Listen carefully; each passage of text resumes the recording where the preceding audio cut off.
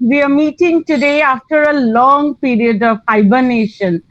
Of course, we have been active on Facebook, but we admit that after commemorating Professor Uttara Chakraborty's birthday on 23rd December 2022, we have not done much on this platform. Now that the book fair has started, we have woken up from our stupor. We have decided to hold a discussion series on some recent contributions to feminist scholarship. We have named the series Meet Our Authors. Today is the first session of the series. We have invited two authors today to present their works.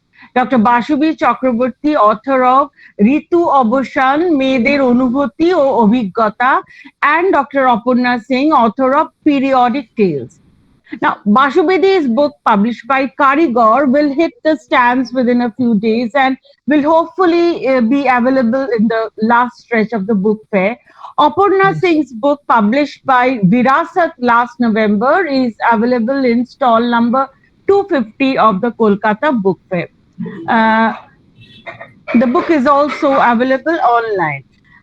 Periodic Tales is a collection of short stories foregrounding women's emotions and experiences with regard to menstruation. These are stories and also not. They are based on women's actual experiences of menstruation, and every woman reader can relate to them.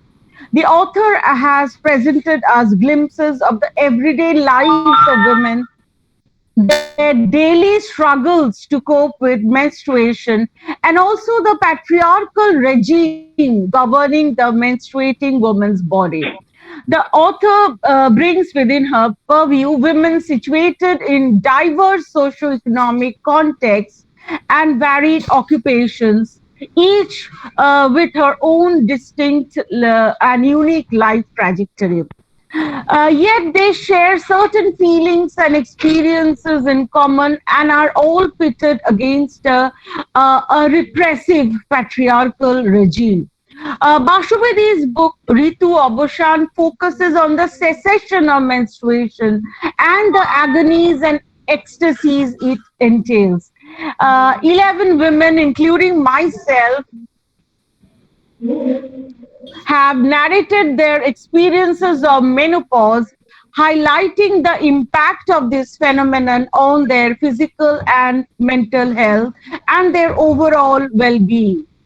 The session will be chaired by Dr. Sarmistha Dutta Gupta, co-editor of the path-breaking book Agaroe Pa Meder Ontorango Kotha, which was published by Gangchil in 2011 and is still available. I think it's still available in the Gangchil stall, the stall put up by Gangchil in the Kolkata Book Fair.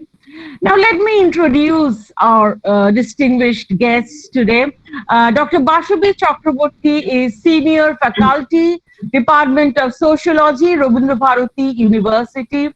She is a former visiting faculty of the Women's Studies Research Center, University of Calcutta. She has edited 6 books. A few of these are a must-read for students of women's studies. Women's Studies, Various Aspects, Nari Prithibi, Bahushor, Proshongo Manobi Bitta, jointly edited with Rajashree Bosu, and several others. Okay. Basabi Chakraborty is also a poet, writer. She writes non-fiction as well, literary non-fiction, and she's also a translator. Now, Aparna Singh, Dr. Aparna Singh is an assistant professor of English at Diamond Harbour Women's University. She has taught in various educational institutions across Kolkata in the last decade. Her areas of interest include Indian writing in English and Dalit literature. She has published in multiple national and international journals and books to date. She has 4 edited volumes to her credit and has worked as a copy editor with Sahitya Academy. She is also one of the authors of the poetry collection 3 Witches' Songs. This was published a few months back. along with Aparna. Yes, along with Aparna. With Sudeshna Chakraborty and Nobonita Sengupta. Nobonita Sengupta. Right. Okay, now I request, yes, Madhumita has joined, but she missed this part. But now I request Bhashwati Chatterjee to introduce our chairperson and discussant, Dr. Sarmistha Dutta Gupta, to the audience. Over to Bhashwati. Thank you, Aparna. First, I take this opportunity to make an announcement also. Last year, myself and Aparna, we edited the book Her Story. Essays in honor of Professor Geraldine Poe. Now, this book is available in book fair this year also in stall number 443 at hall number 2 in the pavilion of Sampark. Okay, thank you so much. And now let me introduce Sarmistha Dutta Gupta. She is a writer, independent researcher, and a social worker. Her publications include Identities and Histories, Women's Writing and Politics in Bengal, Pathir Ingit, and the Jallianwala Bagh Journal.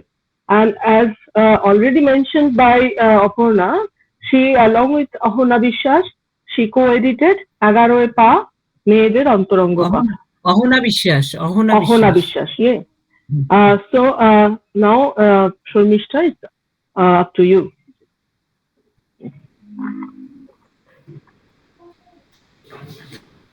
Ashwati and Aparna, I think the discussion will happen mainly in Bangla today, though Aparna Singh will speak in English. So I am now switching languages. Sometimes I might come back to English, but I would like to conduct a session largely in Bangla. আজকে এই meet the author women's history কনক্লেভের যে নতুন series লেখকদের সঙ্গে মোলাকাত তার প্রথম পর্ব অনুষ্ঠিত হচ্ছে। আমি উষ্ণ অভিনন্দন জানাচ্ছি উইমেন্স হিস্ট্রি কনক্লেভের দুই উদ্যোক্তাদের এইরকম একটা সিরিজের কথা ভাবার জন্যে, এবং আমি আশা করব যে এই সিরিজটা বইমেলার বাইরেও সারা বছরই ভাবে মাসে একবার বা ওইরকম কিছু এই ধারায় যদি চলতে থাকে। এই সিরিজটার মধ্যে এই আলাপচারিতা লেখকদের সঙ্গে মোলাকাতে যদি উদ্যোক্তারা বাংলা বইয়ের চর্চাকে একটু প্রাধান্য দেয়, ইংরেজি বইও যে থাকবে না বা অন্য ভাষাতেও বই আলোচনা হতে পারে, কিন্তু বাংলা চর্চা বা বাংলায় যারা লেখেন তাদের যদি আর করে এই মোলাকাত সিরিজে আনা যায়, তাহলে বাংলায় মানবিক হাতটা আর একটু শক্ত হয়, এবং এই আমাদের ঔপনিবেশিক সংস্কৃতিতে ইংরেজির দৃশ্যমানতা, ইংরেজি বইয়ের দৃশ্যমানতার তুলনায় তো বাংলা বইয়ের দৃশ্যমানতা খুবই কম, সেই জায়গাতেও বাংলা লেখালেখির বাংলা লেখালেখিগুলো আর একটু দৃশ্যমান। আর আজকে যে বই দুটি বেছে নেওয়া হয়েছে সেই বই দুটি এমন দুটি বিষয়কে কেন্দ্র করে বা একই বিষয়ের দুটো দিক বলা যেতে পারে, ঋতু আরম্ভ এবং সমাপ্তি। তো মেয়েবেলার বিভিন্ন পর্যায়ে মেয়ে মনের উপরে অভিঘাত নিয়ে অকপট আলোচনা বই দুটিতে। সুতরাং যারা লিখেছেন বা যারা প্রকাশ করেছেন, যারা রচনা করেছেন, তারা সকলেই সমাজের রক্তচক্ষুকে অগ্রাহ্য করে অশোভন, তথাকথিত অশোভন বা অশালীন আলোচনার কি বলবো দায় নিজেদের কাঁধে তুলে নিয়ে এই চর্চার মধ্যে এসেছেন, লেখার মধ্যে, সম্পাদনা প্রকাশনার মধ্যে। তাদের সকলকে আমার তরফে কুর্নিশ, এই রক্তচক্ষু উপেক্ষা করে এই বিষয়গুলো নিয়ে চর্চা সেইটে একটা বিশেষ বড় জায়গা, যেটা আমার মনে হচ্ছে যে উইমেন্স হিস্ট্রি কনক্লেভ তো গত এই বোধহয় 2-2.5 বছর ধরে অনেক বিদগ্ধ ইতিহাসবিদদের এনেছেন এখানে, নানা ইতিহাসের নানা দিক নিয়ে আছে। বিদগ্ধ ইতিহাসবিদরা তাদের গবেষণাপত্র বা নানা ধরনের মূল্যায়ন উপস্থিত করেছে। এইবার এই যে নতুন সিরিজটা আজকে সূচনা হচ্ছে লেখকদের সঙ্গে মোলাকাত, সেই সিরিজে অন্তত আজকের যে বিষয় ঘিরে যে আলোচনা, সেইখানে একটা কিন্তু ব্যাপার ঘটছে, সেটা হচ্ছে যে একাডেমিক কাজের বাইরেও আন্দোলনের তো নানা একটা গবেষণার মধ্যে দিয়েও আন্দোলনের কাজ এগোয়, আবার মাঠ কর্মীদের গ্রাউন্ড লেভেলে কাজ, সেটাও একটা আন্দোলনের অবিচ্ছেদ্য অঙ্গ, আবার তার পাশাপাশি লেখালেখি তাও আমাদের নারীবাদী আন্দোলনের একটা বিরাট দিক। তো এই যে একটা আজকের আলোচনায় যেন মনে হচ্ছে যে এই যে একাডেমিক অ্যাক্টিভিজমের জগতের মধ্যে একটা যেন কোথাও বন্ধন ঘটছে আজকের আলোচনার মধ্যে দিয়ে, এবং সেইটে হওয়া ভীষণ দরকার। এই আজকের এই উইমেন্স হিস্ট্রি কনক্লেভ যে এই মঞ্চতে এই জায়গাটা দেওয়ার যে উদ্যোগ নিয়েছে সেইটে বিশেষ জরুরি, কারণ এই ধরনের আলোচনা যত হবে তত একাডেমিক জগৎ এবং অ্যাক্টিভিস্টদের জগতের মধ্যে মেলবন্ধন দৃঢ় হবে, এবং এর মধ্যে থেকে নানা নতুন সম্ভাবনা, কাজের নানা নতুন লিঙ্গ সমতার আন্দোলনকে এগিয়ে নিয়ে যাওয়ার নানা নতুন সম্ভাবনা, সেই এই বড় কথাটা আমি প্রথমেই বলতে চেয়েছিলাম। আমার খুব ভালো লেগেছে, আমার আশা যে এটা জারি থাকবে সারা বছর। আর এইবার আমরা দুটি বইয়ের আলোচনায় চলে যাব। অপর্ণা ইংরেজিতে দুটি বই এবং দুই লেখক সম্পাদক একটু পরিচয় তো করিয়েই দিয়েছে। আমি এই এখুনি আর বই দুটি নিয়ে আমার যে বক্তব্য বা বই দুটি, একটা পিরিয়ডিক টেলসটা তো বই হিসেবেই পেয়েছি, পড়েছি, এবং অন্যটারও সফট কপি যতটা পেরেছি আমি দেখেছি। সেইটা দেখে আমার যা কথাগুলো মনে হয়েছে সেগুলো আমি পরে বলি। আগে আমি লেখক আবারও ধন্যবাদ জানাচ্ছি গোপনীয়তার সংস্কৃতি ভেঙে তারা যে চর্চার মধ্যে এসেছেন তার জন্যে, এবং প্রথমে আমি অনুরোধ করব অপর্ণা সিংকে। অপর্ণা, তুমি যদি 10-15 মিনিট বলো, আর তারপরে বাসবিদি যদি 10-15 মিনিট বলেন, এই দুজনের বলা হয়ে গেলে আমি আমার বক্তব্য রাখবো, আমার যা মনে হয়েছে, এবং তারপরে বাকিরা যোগ দিয়েছেন তাদের সঙ্গে নিশ্চয়ই একটা প্রশ্ন উত্তর পর্ব নিশ্চয়ই হবে। তাহলে অপর্ণা, তুমি শুরু করবে? হ্যাঁ, thank you Sharmistha di, thank you so much.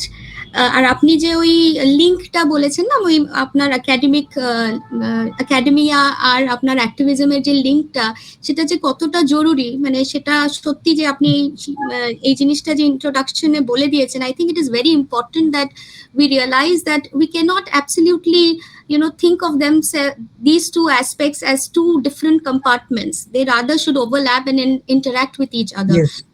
So I think that was a very pertinent point that you raised. So thank you so much, Shormishtha Di. I thank Aparna Di and Bhashuti Di for inviting me on this platform. The Women's History Conclave has been consistently contributing to the much needed discourse on women's history and other relevant issues surrounding women. So it is indeed an honor and a privilege. Now, Periodic Tales is the outcome of a confluence of voices bubbling inside me for a long time.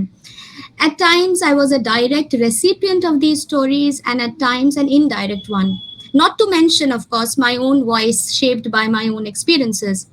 Now, to begin with the experience, inspiration behind the book. Well, as a woman working in a women's university, I have become increasingly aware over the years about issues pertaining to women's bodies.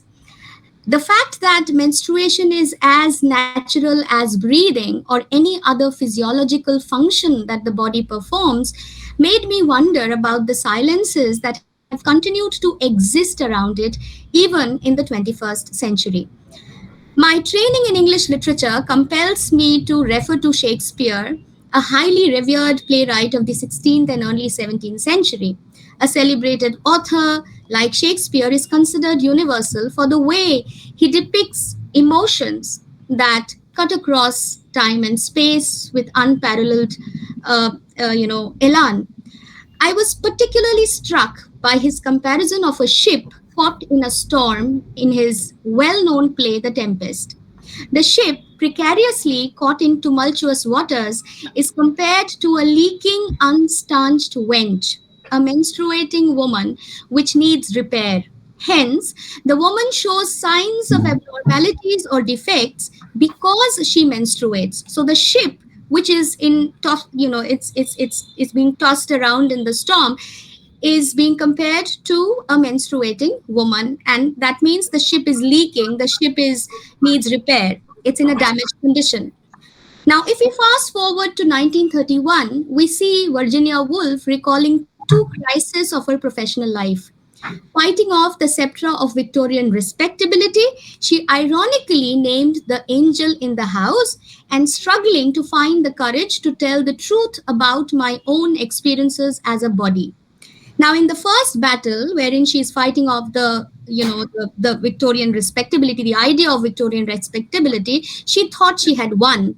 The second, wherein she is trying to struggle to find the courage to tell the truth about her body, she thought no woman ever had won. The two battles are, of course, part of the same continuous war for artistic autonomy, which women writers have fought since they first picked up the pen. Now, coming to my own experiences, I found innumerable examples like these, but what surprises me is that things are far from heartening.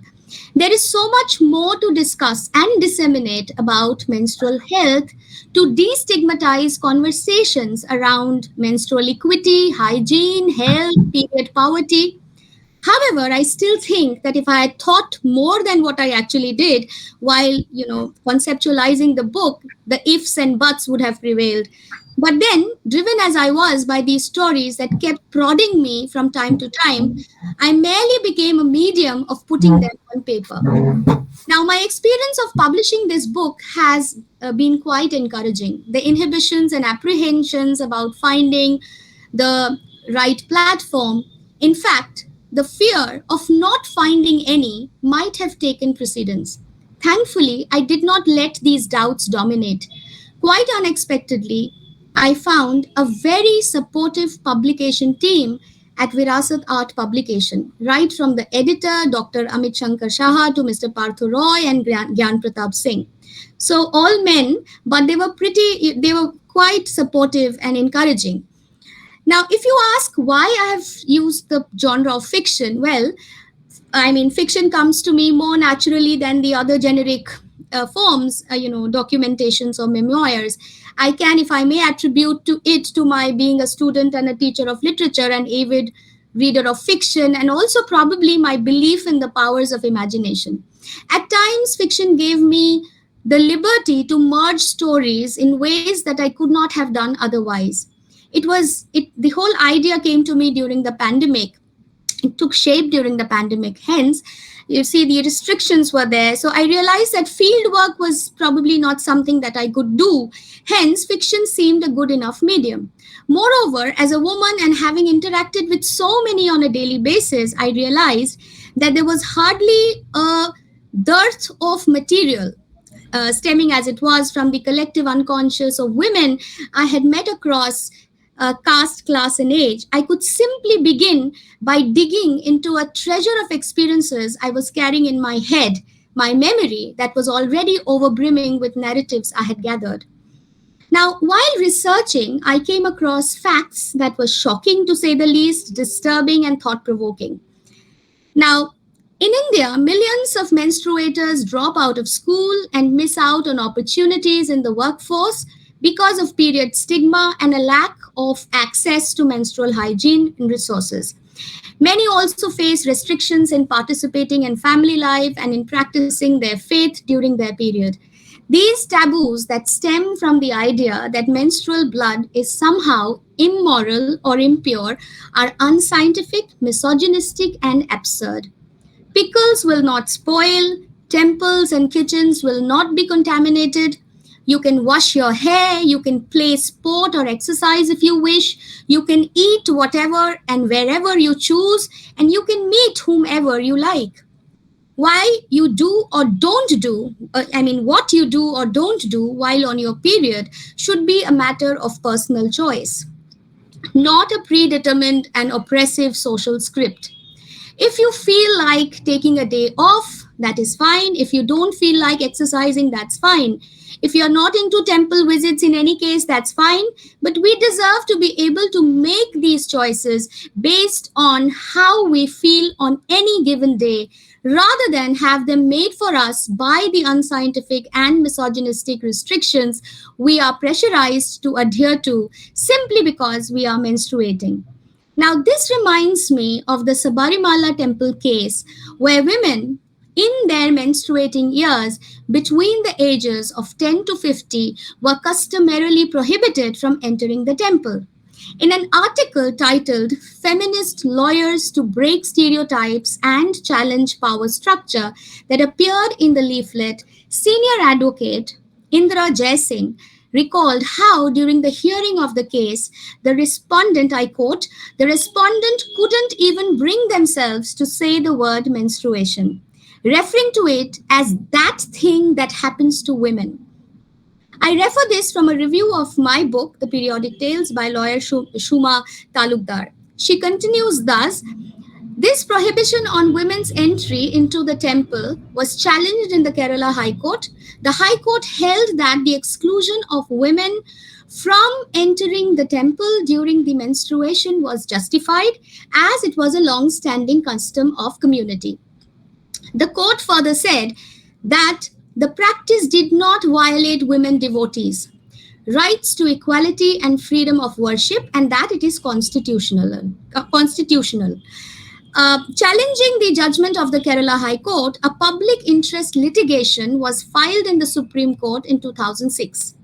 In 2019, the Supreme Court, with a 3:2 majority, held that the prohibition of women at the Sabarimala temple is unconstitutional. Then I quote again, this case has been a quest for judicial intervention to restrict dogmatic practices in the alleged pursuit of religion toward the development of progressive feminist jurisprudence. So, coming to my next point, not all women menstruate, and not everyone who menstruates is a woman. Some cis women are born without a functional uterus, and many have conditions due to which the uterus may need to be removed. And one cannot menstruate after menopause anyway. Trans women and trans feminine people do not have a uterus, while trans men and non-binary people with a uterus may experience menstruation. So, a period or lack of it does not singularly define womanhood. Gender identity is not contingent on whether or not you menstruate. This also, I think, needs to be acknowledged, and this is something which I have taken into consideration in one of my stories. Now, I would like to just mention some of these stories to give the listeners a brief idea of the issues I engage with. One of the stories is called Expectations, which is about women who have to fulfill many social expectations, like becoming a mother is one of them. The psychological effects this has on them is explored in the story, which is called Expectations, and it takes a toll on them, leads to post-traumatic stress disorder, extreme anxiety, and emotional distress. The other story is called, one of the other stories is called School, and this story was which is really close to my heart. It is a report by the NGO Dasra, which was published in 2019, pointed out that 23 million girls drop out of school annually due to a lack of proper menstrual hygiene management facilities. which include the availability of sanitary pads and information about menstruation. One of the other stories is about mothers who remain neglected as they keep going about their daily chores. Their menstrual health never really is a priority to be taken seriously. And the menstrual hut, another story which is called the menstrual hut.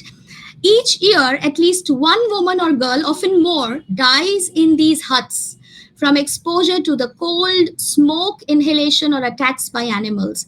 In June, a few years ago, another young woman was found dead in a menstruation hut, bitten by a snake. Her family tried to cover up the death, the police said, by destroying the hut and quickly burying her body. But the authorities exhumed it and are investigating what happened.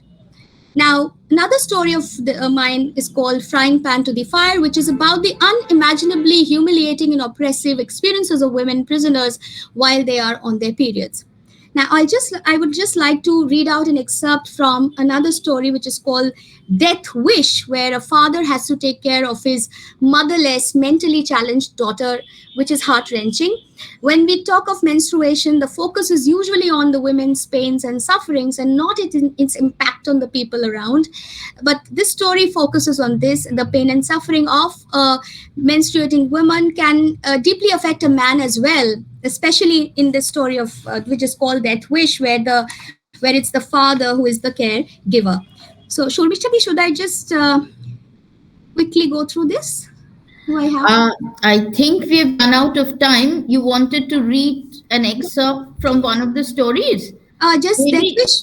Yeah, maybe 2 minutes, 2 more minutes. Okay, thank you so much. So this is called Death Wish. Being an only parent, that too a father, to a differently abled girl is not easy. When my Shomi was born, we were elated. She was a beautiful child.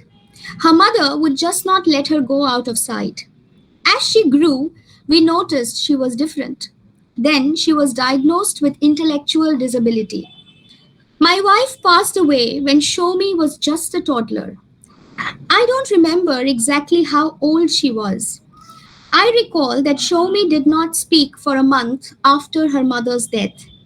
She sat on her mother's cot and kept smelling the sheets, the very sheets that had caressed her mother's silent body. She would often claw at them with her nails, at times for hours, till her nails would crack and bleed. That was the first time she had seen blood. Its unforgiving redness made her cry. But that was the first time she cried after her mother's death. She is 13 now. I was dreading this age. Every day, as her body responded to nature's clarion call, I muttered silent prayers. Then, one day, I saw she had soiled her salwar and was wailing. The blood had made her cry. She was crying like she was still a toddler, a little girl who had seen death. Startled that her body had been embraced by nature, she was reminded of a familiar emptiness. At times, her eyes glittered with a deep sense of knowing, and at others, it was opaque, refusing access to us normals. She ran to me and hugged me tightly. A caregiver's requisite, a responsibility that should have been her mother's, was foisted on me. I cried with her too. I didn't know why. The tears refused to stop. She patted my head, consoling me, as it were. Blood had unpleasant associations for both of us. She is 25 now. Every month she cries when she bleeds. I try to alleviate her pain as much as I can, knowing well that some pains are there to stay. I do things that a mother alone could have done. I change her pads, wash her, and ensure that she stays clean. When the pads bother her, she just throws them away. Often she would fling it out of the window, mostly in fits of anger. Thankfully, our window does not overlook the road. She has this strange aversion to civilizational trappings, most of all to clothes. Her brain refuses to make much of shame, more so the shame associated with the female body. Taking care of her during periods was difficult, and taking care of her as a father was a painful rediscovery of the thresholds of her socially prescribed relationships. What does it take to sieve one complicated choice from another? How does one choose between the many voices that jostle for attention? Does one silence or leave behind one for the other to take over? My own limitations as a father came knocking on me every month as I became increasingly conscious of them. I decided to put her in foster care. So, well, I think this is the only portion I would want to read. I think otherwise it would take a lot of time. So that is all. Thank you, Aparna. Thank you very much for, taking us through your book and giving us a feel of the kind of diverse narratives around that you have woven into the book. And this particular story that you read out from, The Death Wish, that is also, I think, probably to me, it's my personal opinion, is the most striking tale, because it's such an unusual aspect, hardly discussed aspect, a father,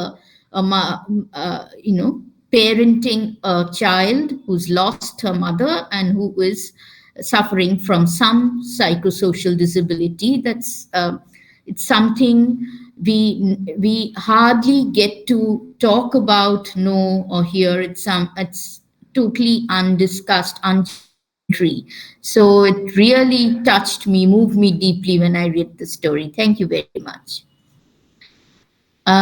বাসবিদি, আপনি এবারে বলবেন কি একটু আপনার যে বইটা সম্পাদনা করেছেন সেটা নিয়ে?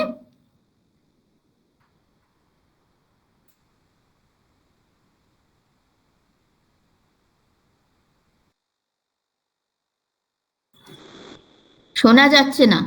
মাইক্রোফোন অন আছে, অফ আছে বাসবিদি?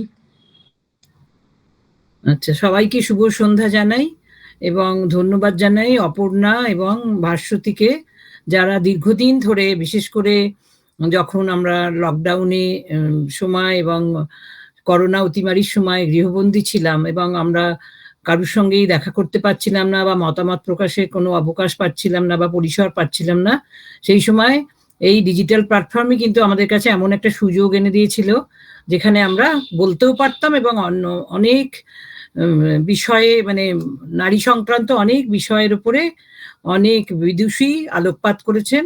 এটা নিয়ে আমার বোধহয় বক্তা হিসেবে দ্বিতীয়বার আমি ইয়েতে এলাম, এই প্ল্যাটফর্মে। যাই হোক, সময় যেহেতু কম, ভূমিকা বাদ দিয়ে আমি যেটা করেছি, আমি কিন্তু এই বইতে কোনো লেখা লিখিনি, আমি বইটা সম্পাদনা করেছি। প্রথমেই বলতে চাই যে এই বিষয় নিয়ে, যে ঋতু অবসান, মেয়েদের অনুভূতি, অভিজ্ঞতা, এই বিষয়টি নিয়ে সম্পাদিত একটু বই করার পরিকল্পনা কি করে আমার মাথায় এলো। তো কারিগর প্রকাশনী থেকে 2021-এ মেয়েদের যৌনতা বিষয়ে একটি বই প্রকাশিত হয়েছিল এবং তাতে আমি একটা বড় লেখা দিয়েছিলাম। তো সেই লেখাটা পড়ে আমার অনেক পুরুষ বন্ধু আমাকে বললেন যে, আর কোনো বিষয় খুঁজে পেলেন না? এরকম বিষয় নিয়ে লেখার কি দরকার? আরো তো কত বিষয় নিয়ে আপনি লেখেন। তো আমি তাদের কিছু বলিনি, কিন্তু তখন থেকে আমার মনে হলো যে নারীর যৌনতা নিয়ে লিখতে গেলে যদি পুরুষ তারা যথেষ্টই শিক্ষিত, আলোকপ্রাপ্ত পুরুষ, তাদের যদি এই রকম মানসিকতা হয়, তাহলে তখন থেকে আমার মনে এই ভাবনা দানা বেঁধেছিল যে এই মেনোপজ, যেটা মানে আমাদের এই বিষয়ে পথ দেখিয়েছেন অবশ্যই শর্মিষ্ঠা দত্তগুপ্ত এবং অহনা বিশ্বাস সম্পাদিত ওই বইটি 11 পা, এবং এটা অপর্ণা বন্দ্যোপাধ্যায় আমাকে উপহার দিয়েছিলেন। তো সেটা ভীষণ একটা ভালো অভিজ্ঞতা এবং সেটাই হয়তো আমাদের অনেককে পথ দেখিয়েছে যে আমাদের শরীরের কথা, আমাদের যৌনতার কথা, আমাদের শরীরের অনুভূতির কথা, প্রাপ্তি অপ্রাপ্তির কথা আমরা কিন্তু নির্দ্বিধায় বলতে পারি, কারণ আমাদের কথা আমাদেরই বলতে হবে, কেউ তো বলবে না। তো এই সম্পাদিত বইতে মোট 11 জন লিখেছেন। অপর্ণা বন্দ্যোপাধ্যায়ের লেখাটি প্রথম লেখা।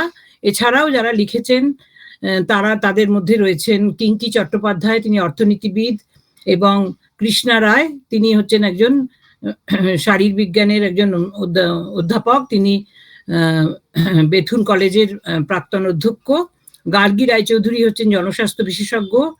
আর দুজন কবি লিখেছেন খুব অনবদ্য দুটি লেখা, চৈতালি চট্টোপাধ্যায় এবং যশোধরা রায়চৌধুরী, তাদের নামের সঙ্গে আশা করি আপনারা সকলেই পরিচিত। এছাড়া লিখেছেন রোসেনারা খান, বিশিষ্ট সমাজকর্মী, এবং সংহিতা চক্রবর্তী, উনি লিখেছেন যে বিষয়টা নিয়ে, ওনার এখনো মেনোপজ হয়নি, কিন্তু পেরি মেনোপোজাল স্টেজে যে অসুবিধেগুলোর মধ্যে দিয়ে মেয়েরা যায় সেই অভিজ্ঞতাই তিনি এখানে শেয়ার করেছেন তার লেখার মধ্যে দিয়ে।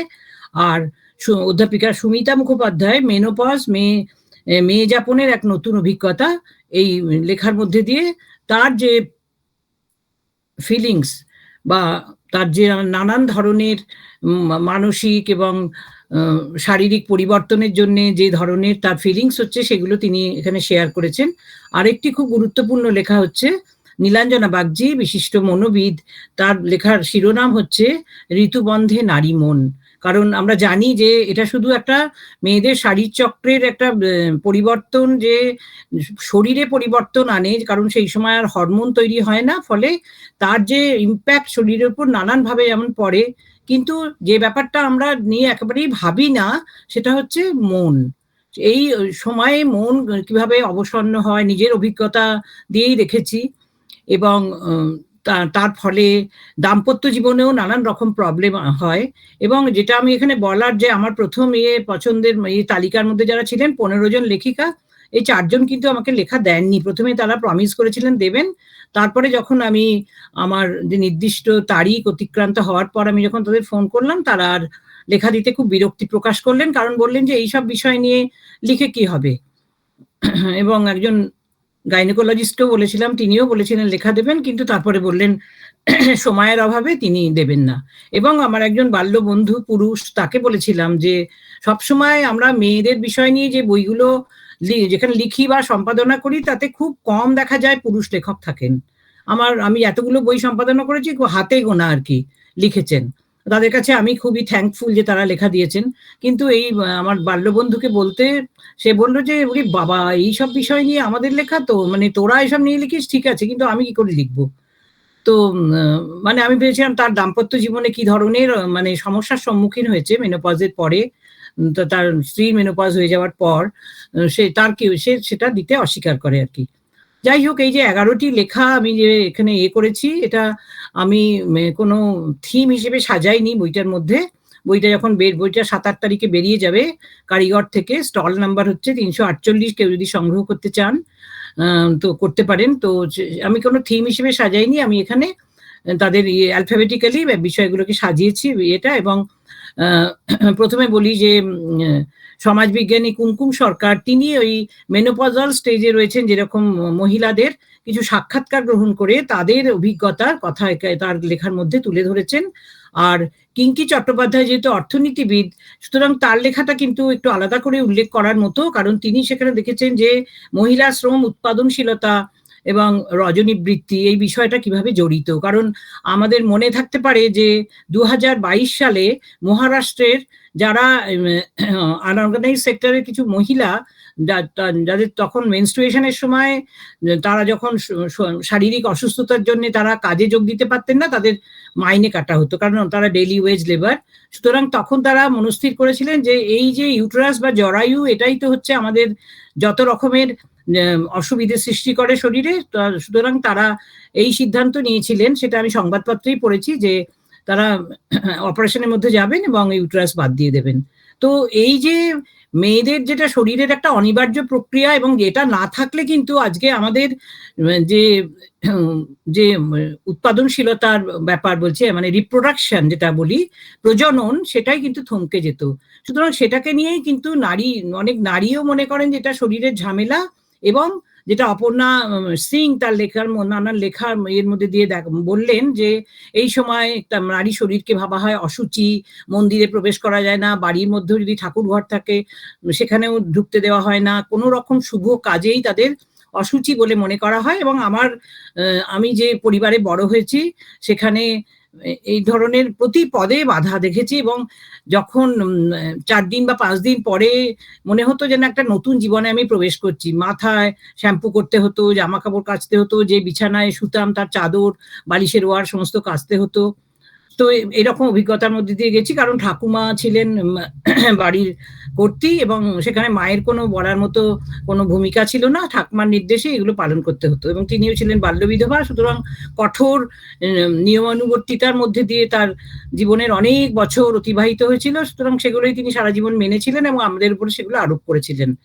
তো এবং কৃষ্ণা রায়ের লেখাটি ভীষণ ইনফরমেটিভ, কারণ তিনি যেহেতু ফিজিওলজির অধ্যাপক, তো এইগুলো তিনি কিছু ইয়ে দিয়েছেন। কেন হয় সেটা আমরা সকলেই জানি, এবং হরমোনের ভারসাম্য যখন চলে যায় শরীরে তার কি কি নেগেটিভ ইম্প্যাক্ট শরীরে হয়, ফলে তখন কি ধরনের কি কি নিয়ম পালন করতে হয় সেই ধরনের ইনফরমেশন তার লেখার মধ্যে রয়েছে।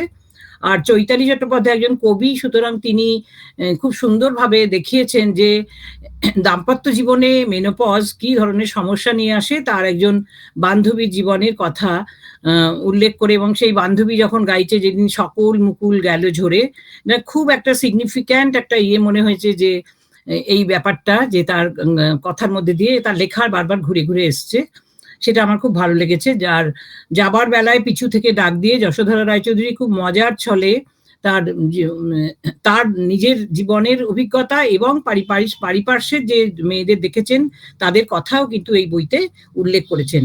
আর রোশেনারা খানের লেখাটায় আলাদা করে উল্লেখ করব, কারণ তিনি মুসলিম সমাজে কিরকম ভাবে দেখা হয়, হ্যাঁ, যারা ইয়ে করে মেনোপজ হয়ে যাওয়ার পর বা যখন তাদের ঋতু শুরু হচ্ছে সেই সময় তা একজন জিজ্ঞেস করে আরেকজনকে যে মানুষের শরীরে কি ফুল হয়, কারণ সেখানে ঋতুকে সেই সমাজে যে ঋতু যখন শুরু হচ্ছে শরীরে, যখন সে মেনস্ট্রুয়েটেড হচ্ছে তখন বলা হচ্ছে শরীরে ফুল ফুটছে, হ্যাঁ, শুধু, এবং যখন আবার ঝরে যাচ্ছে তখন সেই নারী হচ্ছে একটা সমাজের বোঝার মতো। কারণ তিনি দেখিয়েছেন শরিয়তি আইনে যেহেতু স্বামী 4টে বিবাহ করতে পারে, সুতরাং যখন তিনি হয়তো মধ্যবয়সী তার স্ত্রীর মেনোপজ হয়ে গেল, কারণ অনেক তো আর্লি মেনোপজও হয়, তখন দাম্পত্য জীবনে যেহেতু তিনি আর সেই সুখটা অনুভব করতে পারছেন না, তখন তিনি মেয়ের তখন বিবাহযোগ্যা মেয়ে, তার বয়সী একটি মেয়েকে বিবাহ করে আনলেন তার জীবনের যৌন সুখ করার জন্যে, লাভ করার জন্যে।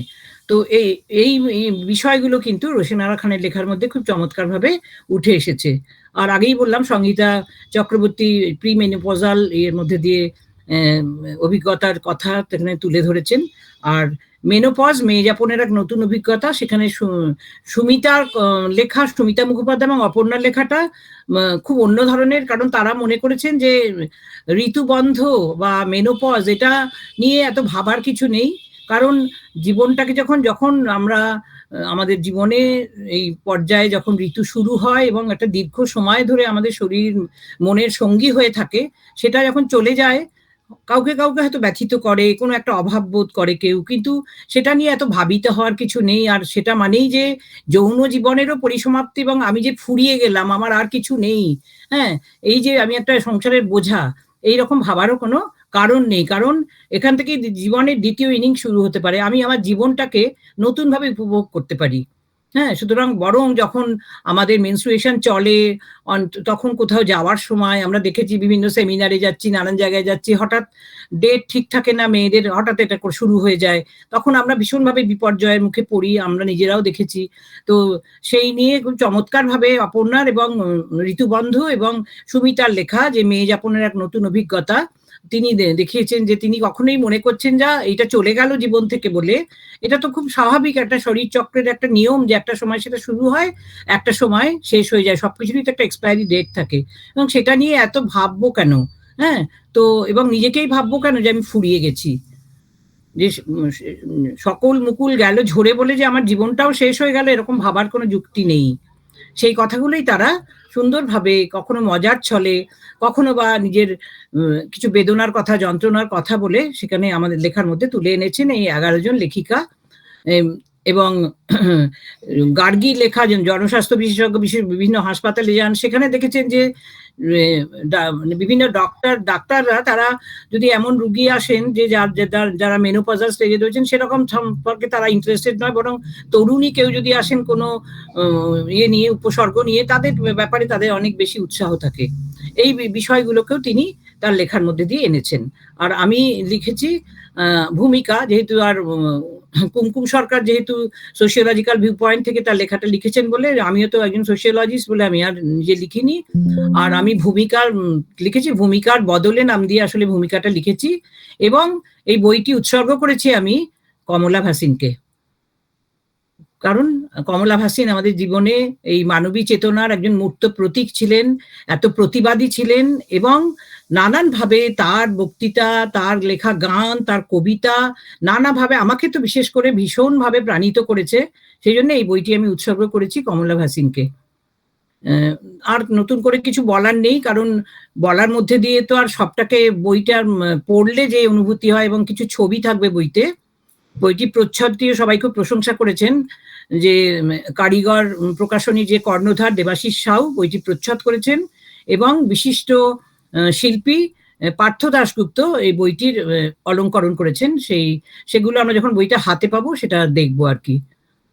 আমার এইটুকুই বলার। কেউ যদি কোনো প্রশ্ন করেন তাহলে আমি সেটার উত্তর দেওয়ার জন্য প্রস্তুত রয়েছি। এইটুকুই বলছি, কারণ ডক্টর দত্তগুপ্ত বলেছেন যে 15 মিনিটের মধ্যে বলতে, তো আমি মনে করি যে 15 মিনিট হয়ে গেছে আর কি। ধন্যবাদ বাসবিদি।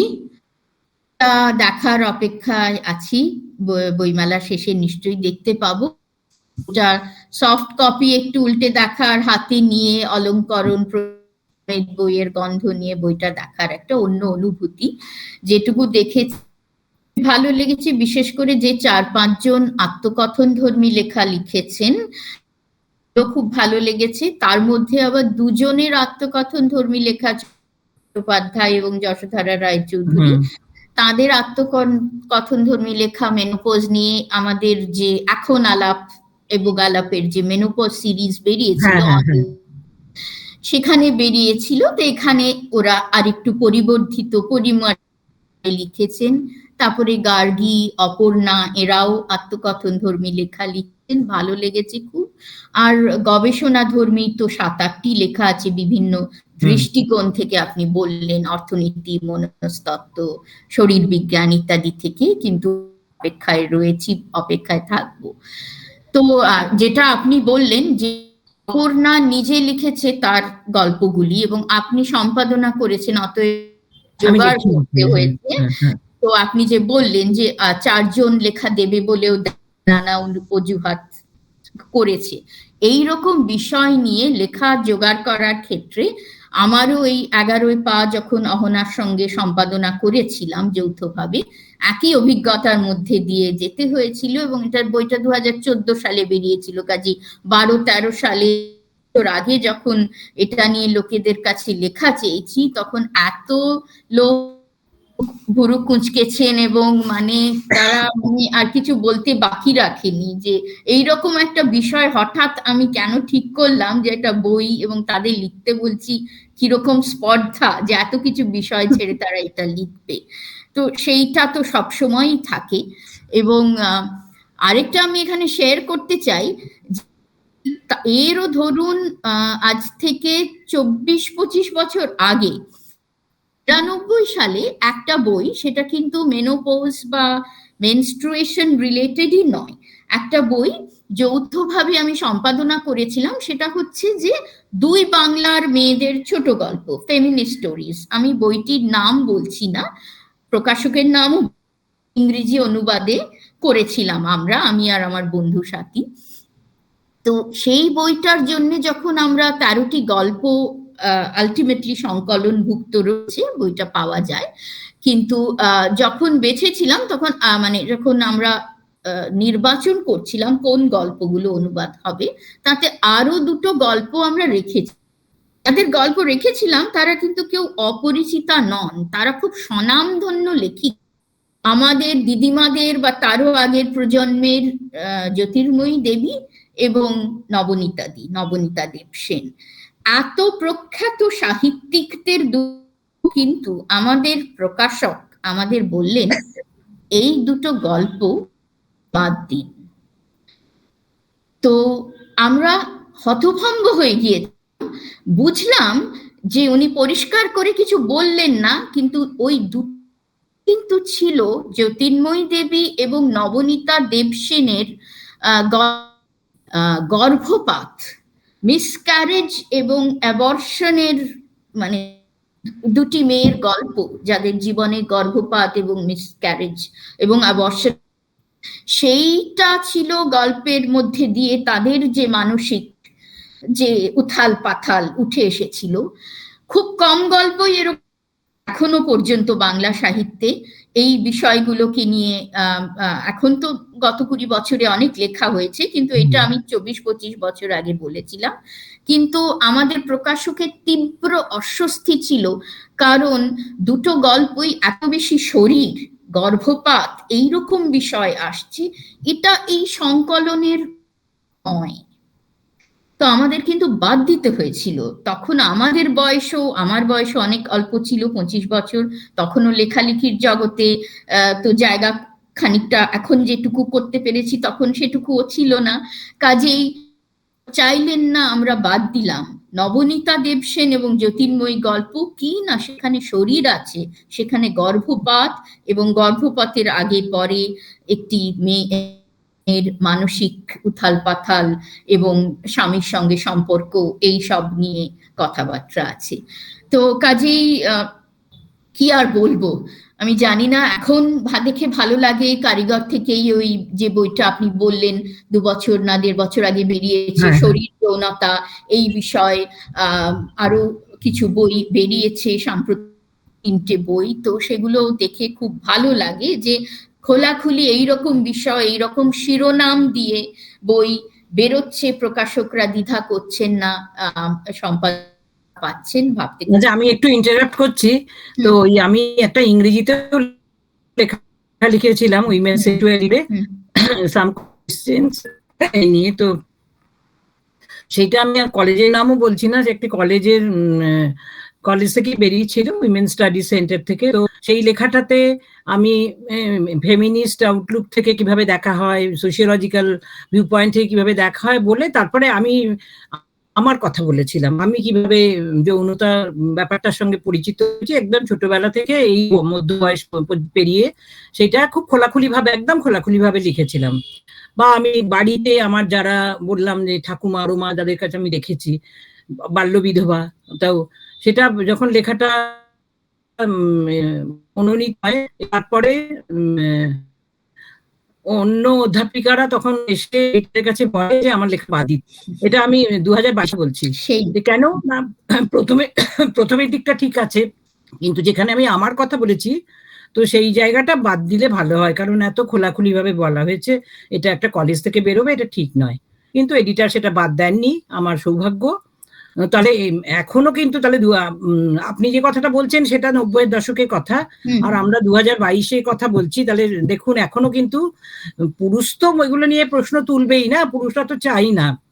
এবং নারীর মনেও যদি এত দ্বিধা থাকে যে আমরা কেন খোলাখুলি ভাবে আমরা আমাদের কথা বলবো যৌনতা নিয়ে, শরীর নিয়ে, বা ইয়ে নিয়ে, মেনস্ট্রুয়েশন নিয়ে বা মেনোপজ নিয়ে কেন বলবো? হ্যাঁ, কেন এগুলো ওদের মনে হয় ফালতু ব্যাপার আর কি। যেমন আমার যখন 2022-এ সম্পাদিকা আপনার কলেজের, তিনি আপনার সঙ্গে সহমত ছিলেন, গল্পটা ওই সংকলনে স্থান করেছে, সেন্সর্ড হয়নি, বাদ পড়েনি। এটা তো ইনভাইটেড লেখা, এটা আমি বাদ দেবো কি করে? আমি তো ওনাকে লিখতে বলেছি সেই জন্য। আর আমার যখন নারী পৃথিবী বহুস্বর বেরোয় 2011 সালে, তখন আমার বিশ্ববিদ্যালয়ের পুরুষ অধ্যাপকেরা বললেন যে এ আবার কি নারী পৃথিবী এমনকে বলে আবার কি হয়, তাহলে পুরুষ পৃথিবী নিয়ে লিখছেন না কেন? পুরো পৃথিবীটাই তো আপনাদের, তার মাঝখানে তো আমরা একটুখানি জায়গা জুড়ে রয়েছি, অধিকারের জন্য লড়ছি, সুতরাং কেন না এরকম নাম দেবো না? সুতরাং এই যে আমরা একটা বইগুলো করি, এগুলো প্রশংসার বদলে পুরুষরা কিন্তু এগুলো নিয়ে হাসাহাসিও করে, আমি দেখেছি। হয়তো সামনাসামনি না করলেও কিন্তু ইয়ে করে, মানে আড়ালে করে আর কি। নিশ্চয়ই। আমি এবারে এই বই দুটো পড়ে স্পেসিফিক আমার 2-3টে একটু ছোট ছোট পয়েন্ট ছিল, আমি সেইগুলো একটু রাখছি। একটা যেটা আমি লক্ষ্য করলাম সেটা হলো যে অপর্ণার গল্পতেও ওর বন্ধুর মা বা নিজের মা বা সহকর্মীর মার কথা গল্পের মধ্যে এসেছে, এবং আপনার বইয়ের ভূমিকার বদলে যেটা আপনি লিখেছেন সেখানেও আপনি নিজের মায়ের কথা অল্প সামান্য হলেও লিখেছেন, যে অল্প বয়সে, তরুণী বয়সে মাকে দেখতেন, মার তখন হয়তো মেনোপজ হচ্ছে, বুঝতেন না কেন মা এভাবে বদলে যাচ্ছে, এই কথাটুকু আপনি রেখেছেন ভূমিকার মধ্যে। তো এই ভূমিকা এবং গার্গীর লেখাতেও সম্ভবত ওর মায়ের কথা একটু আছে, আর কার লেখায় আছে মনে পড়ছে, অপর্ণার গল্পগুলোর মধ্যেও ৩-৪টে গল্পের মায়ের মধ্যে কথা মায়ের আছে, ওর দিদিমার কথা আছে। তো এইটে পড়তে গিয়ে আমার মানে এইটা আর কি দেখতে দেখতে আমার যেটা মনে হচ্ছিল প্রথম বক্তব্য, সেটা হলো যে আমরা আজ ট্যাবু ভেঙে এই লেখাগুলো লিখছি, সম্পাদনা করছি, বইগুলো বার করছি, এটা তো প্রথম ধাপ, ট্যাবুটা ভেঙে, নীরবতা ভেঙে সরব হওয়া বিষয়গুলো নিয়ে। কিন্তু এই সরবতার সঙ্গে সঙ্গে আমার মনে হচ্ছিল যে সরবতার যে জায়গাটা, মানে এই যে যতটুকু রব তুলতে পারলাম, সেই তার মধ্যে কোন দিকে আমাদের হয়তো আরেকটু, কোন জায়গাগুলো নিয়ে আরেকটু ভাবতে হবে, যাতে এর পরবর্তী সময় যদি এই বইগুলোর অন্য সংস্করণ বা নতুন বই নতুন হয়। মায়েদের কথা প্রসঙ্গে আমার মনে হচ্ছিল যে সত্যি আমরা আমাদের মা বা আগে আমার মা বা আমার দিদিমার প্রজন্মের কথা বলছি, অপর্ণা তো আমাদের বোধহয় পরবর্তী প্রজন্ম, তো সেই প্রজন্মগুলোতে ঋতু এবং ঋতু অবসান এই নিয়ে তাদের যে আছে, তারা কিভাবে এটা অনুভব করেছেন, কি অভিজ্ঞতা, এটা তো সত্যি আমরা প্রায় কিছুই জানি না, কখনো জানার কথা ভাবিনি, তারাও কখনো বলার কথা ভাবেননি, সম্পূর্ণ একটা নীরবতার সংস্কৃতি ছিল। তো আমরা কিভাবে আমাদের মা দিদিমাদের প্রজন্মে ঋতু এবং ঋতু অবসানকে ঘিরে তাদের জীবনের কথাগুলো কিভাবে তুলে আনতে পারি, এখন খুবই কঠিন, কারণ তারা এখন অনেকেই নেই এই প্রজন্মগুলো। তবু যারা রয়েছেন এখনো, বা যারা লিখে গেছেন সাহিত্যের মধ্যে বা অন্যভাবে, কিভাবে আমরা আনতে পারি তুলে এই আগের প্রজন্মের কথা, কিভাবে বুঝতে চেষ্টা করতে পারি, এইটা আমার খুব মনে হচ্ছিল। তার কারণ এই 11 পা বইতে নবনীতা লিখেছিলেন আমার নারী জন্ম কথা নিয়ে। এবার 11 পা বইটা তো ঋতু আরম্ভ, পিরিয়ডস যখন হলো সেই সময়কার অভিজ্ঞতা সকলে ভাগ করে নিয়েছিলেন। নবনীতা দিয়ে একটা সম্পূর্ণ অতুলনীয় কাজ করেছিলেন, যেটা হয়তো উনিই একমাত্র করতে পারেন। ওর কলম থেকে এইরকম একটা লেখা বেরিয়েছিল যেখানে উনি ওনার নিজের ঋতু আরম্ভ কথা তো বলেই ছিলেন খুব খোলাখুলি ভাবে, এবং পরে নিজের ঋতু অবসান নিয়ে উনি লেখাটার শেষের দিকে যখন যাচ্ছেন তখন ওর নিজের ঋতু বন্ধর জায়গাটা উনি ধরছেন, এবং ধরতে গিয়ে উনি বলছেন যে শুরুতে যেই সমস্যাগুলো বা যেই মানসিক বিরাট একটা বিষয়, ভয় ভাবনা ছিল, ঋতু অবসানের ক্ষেত্রে তেমন কোনো ঝামেলা আমার হয়নি। এইটা বলে কিন্তু উনি কত বড়, মানে এটা 12 বছর আগে উনি লেখাটা লিখেছেন, উনি ওনার মা রাধারানী দেবীর কথা নিয়ে এলেন এবং বাবা নরেন্দ্র দেবের কথা, যে আমার কিছু হয়নি ঠিকই, ঋতু অবসান বেশ নির্ঝঞ্ঝাট ভাবে আমার মিটে গিয়েছে, কিন্তু এটা লিখতে গিয়েই আমি যখন কিশোরী, আমি যখন এই নতুন নতুন আমার মাসিক হয়েছে, তার যে বেদনা, তার যে ভয় ভীতি দ্বন্দ্বের মধ্যে দিয়ে যাচ্ছি, তখনই আমার মাকে আমি কিভাবে দেখছি, মার সম্পূর্ণ মা পাল্টে গেছেন, এবং সেই পাল্টানো উনি একেবারে, যাকে আমরা ইংরেজিতে ডেসক্রিপশন লেখাটার মধ্যে দিয়েছেন, যে মা কিভাবে বাথরুমে গিয়ে কিভাবে ট্যাঙ্কের জল শেষ হয়ে যাচ্ছে, মা চান করছেন তো করছেনই, হ্যাঁ, মার কিভাবে মেজাজ পাল্টে যাচ্ছে, মেয়ের সঙ্গে স্বামীর সঙ্গে ব্যবহার পাল্টে যাচ্ছে, সমস্ত কিছু ডিটেলে এত অকপটে উনি বর্ণনা করেছেন।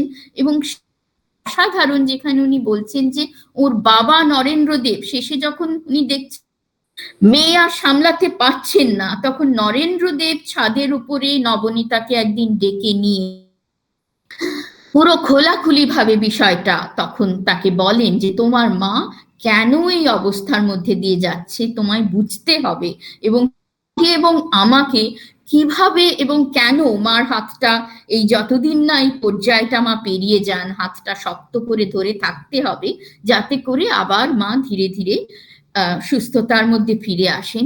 এটা একটা অসাধারণ জায়গা উনি ধরেছিলেন লেখার মধ্যে দিয়ে, সেইটার কথা আমার প্রায়ই মনে হয়। এবং এই বইগুলো পড়তে গিয়ে আরো আমার মনে হয়েছে যে আমাদের আগের প্রজন্মের গল্পগুলো কিভাবে আমরা আনতে পারি, বোঝার চেষ্টা করতে পারি, সেটা নিয়ে যদি আমরা একটু ভাবি।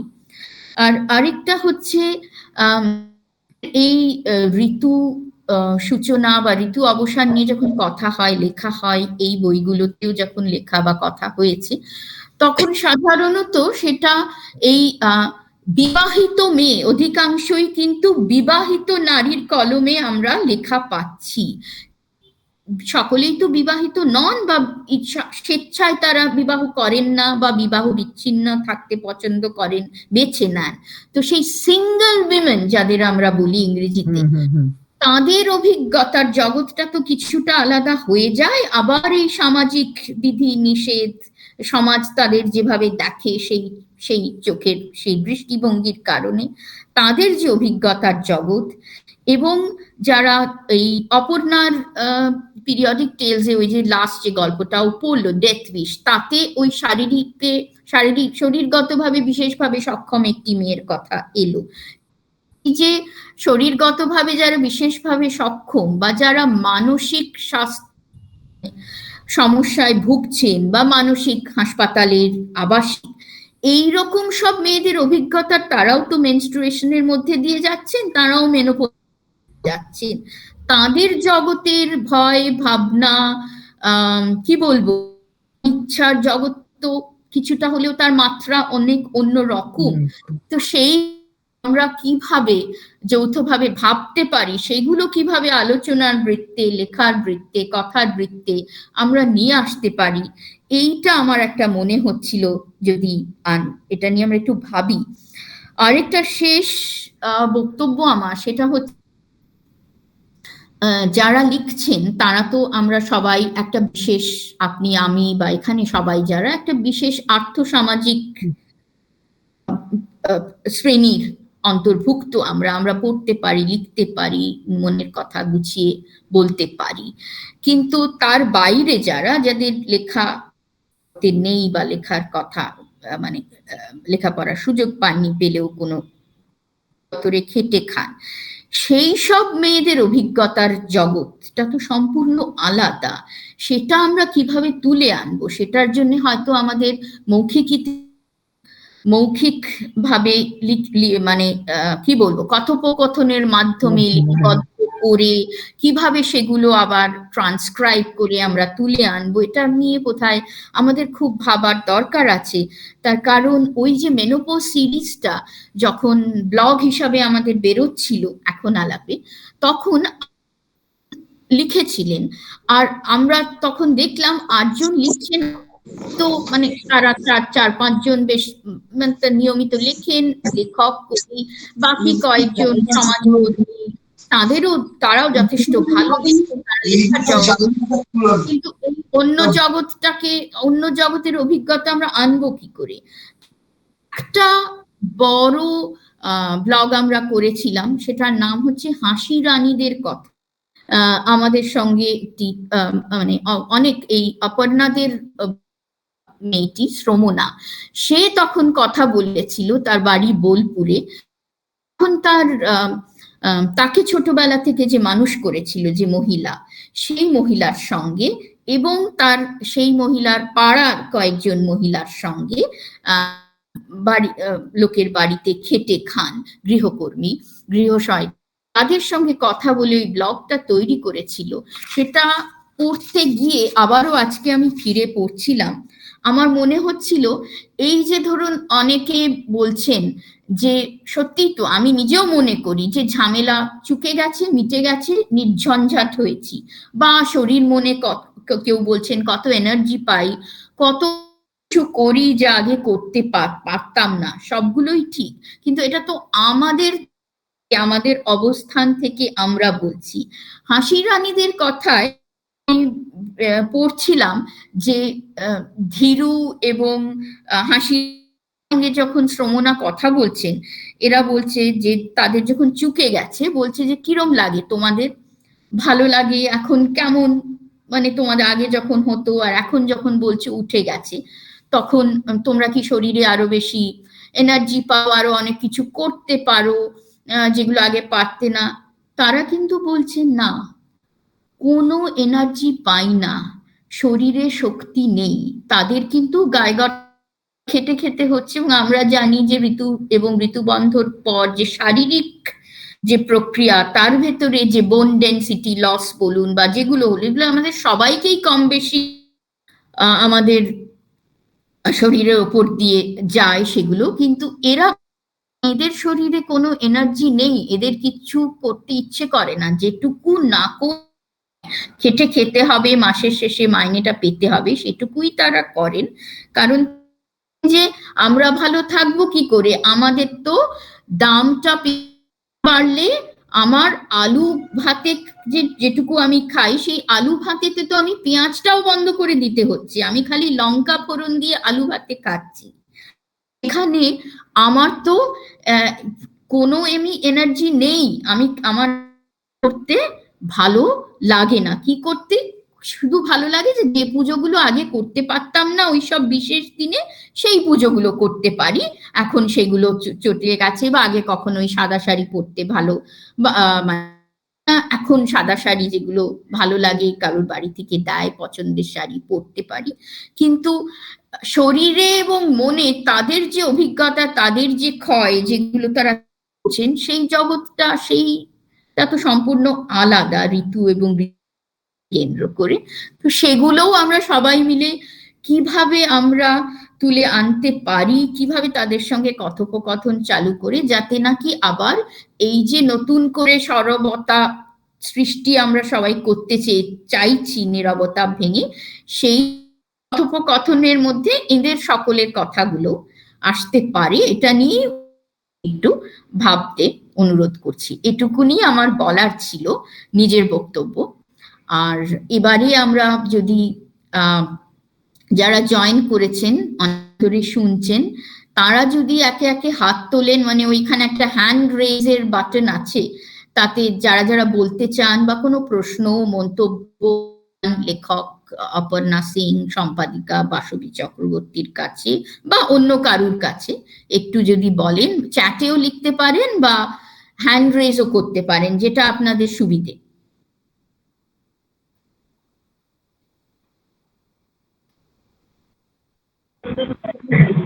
ভিডিওটা মানে অন করে ওরা বলতে বোধহয় একটু বেশি স্বচ্ছন্দ বোধ করবেন। মানে হ্যাঁ নিশ্চয়ই, খালি একটু যদি হ্যান্ড রেজ করে দেয় তাহলে এক এক করে সবাইকে। হ্যাঁ, মজুমদার উনি কিছু বলতে চেয়েছেন। মধুমিতা আপনি বলুন, ভিডিও অন করে নিন, বলুন। আচ্ছা,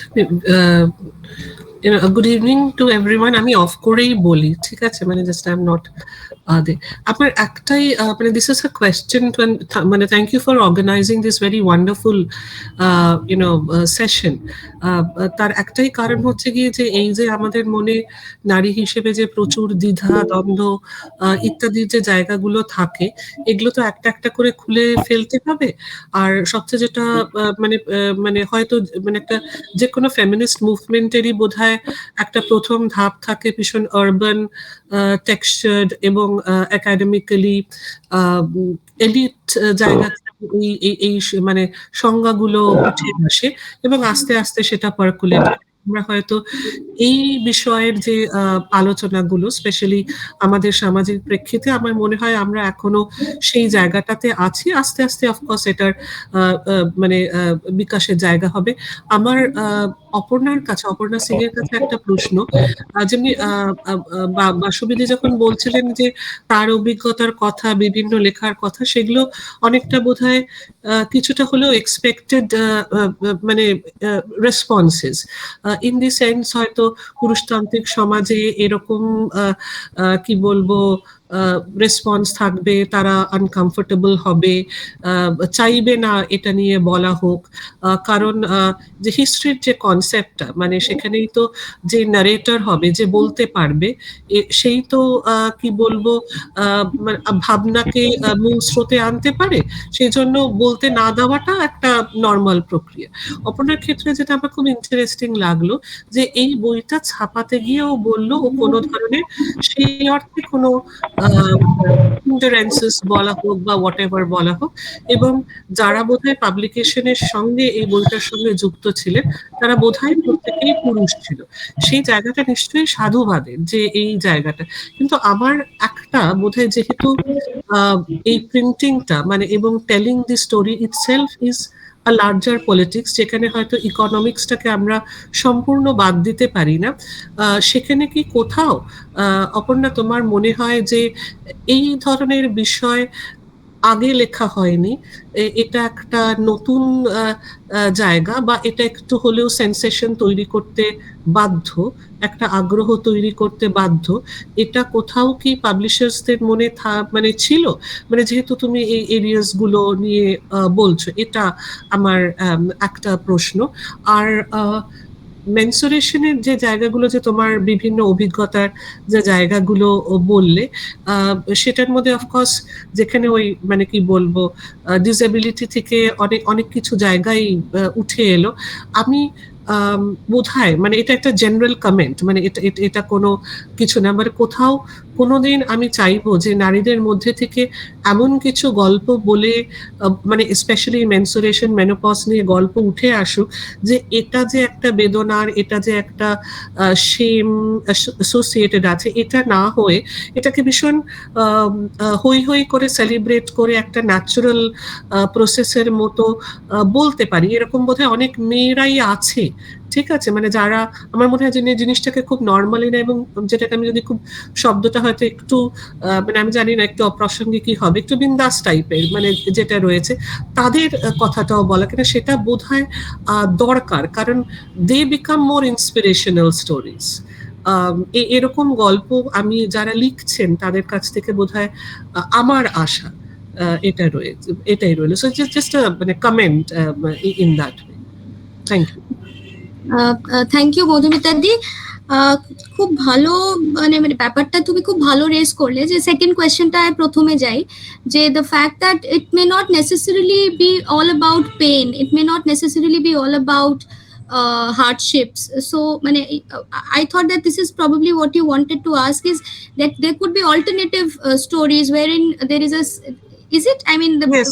are celebrating menstruation, right? Of course South India to it is very much something to be celebrated. Women it is seen as the as the moment where you are stepping into womanhood, and বেশ বড় সড়ো করে এটার আয়োজন হয়, অনেক লোকজনকে ডাকা হয়, খাওয়ানো হয়. So it is not something which is supposed to be, it is something which you announce on a social platform, and there is a celebration about it. It is something to be celebrated. But of course a lot of taboos, a lot of stigmas are associated with it, which have come over the course of the years.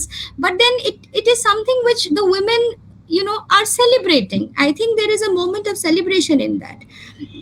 And there are many cultures where it is celebrated. It is not that all the cultures are talking about.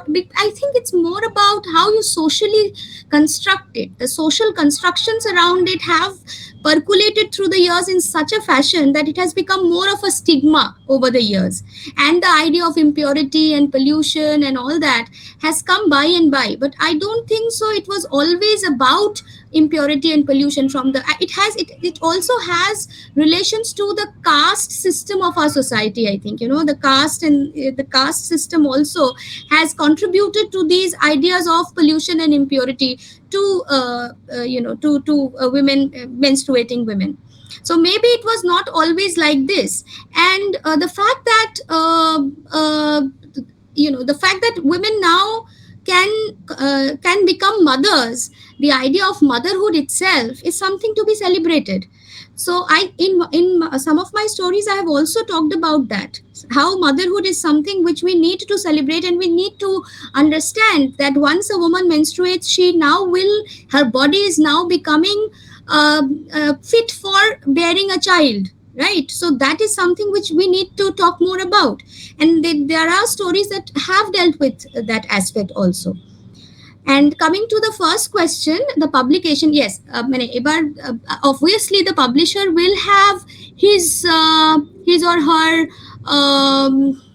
targets, right? So maybe the publisher had that in mind. I'm not very sure about it, but as far as the hindrances and the obstacles are concerned, I personally did not get any, and the publishers were very, very encouraging. I mean, they did they tell me that, this এইটা নিয়ে তো কি করে বই হবে বা something of that kind. I don't know if they had that in their mind or not, that yes, something which is such a new topic to explore, or talking about menstruation could make them make their books better, get more buyers for their books or not. I'm not very sure of that. কিন্তু যেটা আমার এখন মানে পাবলিশারদের সঙ্গে কথা বলেও যেটা মনে হয়, যে ওরা বলছে যে মানে এই বইটা তো বেস্ট সেলার মতন হবে না কোনোদিনই। They know the fact that it will not bring them a lot of money. That is something that they know of, and they are probably also aware of the fact that not everyone will like the book. It is not a very likable book. That is also something that they have acknowledged, and they have told me that. But then they have told me that ঠিক আছে, বছরে 5টা বই হলেও তো 5টা, মানে I think they have a much broader vision than probably many publishers have. So they know that probably by and by this book will have a readership, and it will not be like any other bestseller. So that is something that they have told me. I don't know whether thank you for responding. The next person who has raised her hand is Shanghati Ghosh, and after that there's one more person I can see is Paromita. So first Shanghati and then Paromita. And before that, I just wanted to, just butt in once, Aparna, you were talking about stories where there's a celebration of motherhood in your book.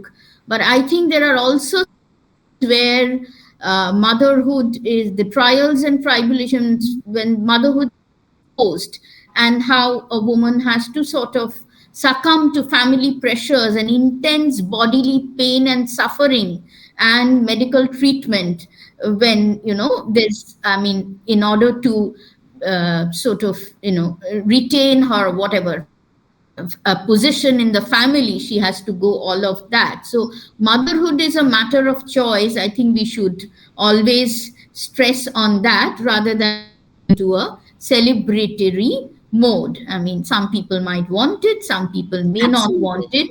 No one should be made to go through pain and suffering and intense social pressure. So the glorification needs to be avoided. That's my observation. So first Shanghati and Paromita and Troi Sinha, in that order.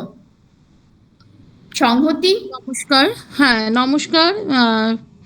Women conclave যে এইরকম একটা বিষয়ের উপর আলোচনা করেছে, মানে তার জন্য প্রথমেই একটা ধন্যবাদ।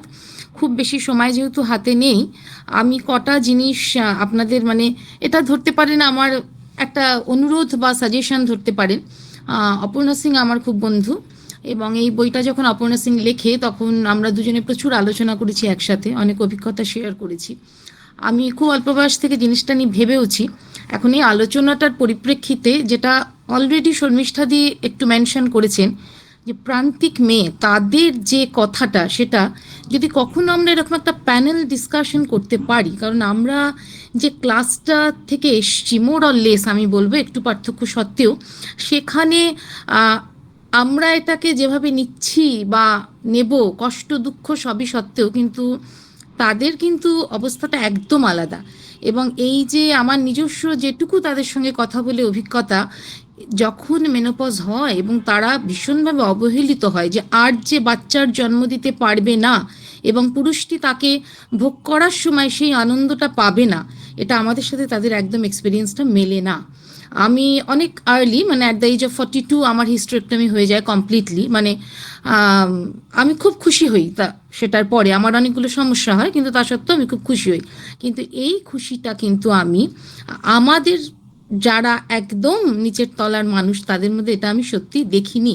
আমার মনে হয় যদি আপনাদের যেহেতু একটা প্ল্যাটফর্ম ভীষণ জোরালো রয়েছে এবং এটা নিয়ে এত কথাবার্তা হচ্ছে, কখনো যদি সুযোগ থাকে তাদের একটু আনুন। সেক্ষেত্রে আমরাও কেউ কেউ অন্তত বাড়িতে আমাদের যারা হেল্প করে, ইনফ্যাক্ট আমার বাড়িতে যে হেল্প করে ওর 28 বছর বয়সে হয়ে যায় এবং তারপরও ভীষণ হিস্টেরেক্টমির পরও অসম্ভব রকম কষ্টে ভোগে। এটা আমার একটা বলার জায়গা রইল আপনাদের কাছে। আর আরেকটা জায়গা যেটা রইল, যেহেতু এটার সাথে প্রান্তিক মেয়ে এবং আমাদের মতো মানে সমাজের অংশ থেকে যারা উঠে আসছি সবারই একটা ভীষণ শারীরবৃত্তীয় সমস্যা হয়, যেটা শর্মিষ্ঠাদি অলরেডি বললেন, বোন ডিজেনারেশন এবং অন্যান্য মাসল পেইন, তারপরে হাঁটুর ক্ষয়, হ্যাঁ, তার সঙ্গে আমাদের একটা ক্যালসিয়াম ইনটেক করা, ভিটামিন ডি ইনটেক করা। একজন ডাক্তারকেও আনুন। এবং আরেকটা অনুরোধ রইল যে পুরুষেরা এ ব্যাপারে অনেকটা কাজ করেছেন যদি সম্ভব হয়, যেটা আমাদের প্যাডম্যান, অরুণাচলম, মুরুগান্থম এবং এখানে সুমন্ত এবং শোভন, অপর্ণার সঙ্গে এই ব্যাপারটা নিয়ে আলোচনা করতে গিয়ে সুমন্তর সঙ্গে আমারও ডিরেক্টলি কথা হয়েছে। আমার মনে হচ্ছে দে আর ভেরি মাচ সেন্সিটিভ, হ্যাঁ, এবং বিশেষত সুমন্ত, তার সাথেই কথাটা হয়েছে। অন্তত অ্যাটলিস্ট একজন পুরুষকে যদি আমাদের এই আলোচনায় রাখতে পারেন, খুব জরুরি এই জায়গাটা। কারণ আমরা যত কথাই বলি না কেন, যত শহরই উঠে আসুক না কেন, পুরুষদের যদি, যেহেতু তারা শরীর দিয়ে জিনিসটা কোনোদিনই বুঝতে পারবেন না, অনুভব করতে পারবেন না, তাদের যদি বারবার হ্যামার করে বা ভালোভাবে বলে আমরা যদি তাদের মধ্যে না ঢোকাতে পারি, তাহলে কিন্তু যেই শারীরিক ক্ষতিটা, মানসিক ক্ষতির থেকেও আমি বলছি শারীরিক ক্ষতি, কারণ মানসিক ক্ষতি ভাবার জায়গাটাই সমাজের একটা বিরাট অংশে নেই। তারা শারীরিক ক্ষতি দিয়েই তাদের রোজগারের মানে ক্ষুণ্ণবৃত্তিটা নিবৃত্ত করতে পারে না। জাস্ট এটা আমার 3টে জায়গায় আমার একটু অনুরোধ রইল। আরেকটা আরেকটা রইল 4 নম্বর, যেটা হচ্ছে যুদ্ধের সময় মেয়েরা, এটা আমরা খুব কাছের আমাদের প্রতিবেশী রাষ্ট্রটি বাংলাদেশ, তাদের মুক্তিযুদ্ধে যেহেতু প্রচুর মহিলারা অংশগ্রহণ করেছিলেন, তাদের যে কষ্ট আমি শুনেছি, হ্যাঁ, পড়েছি।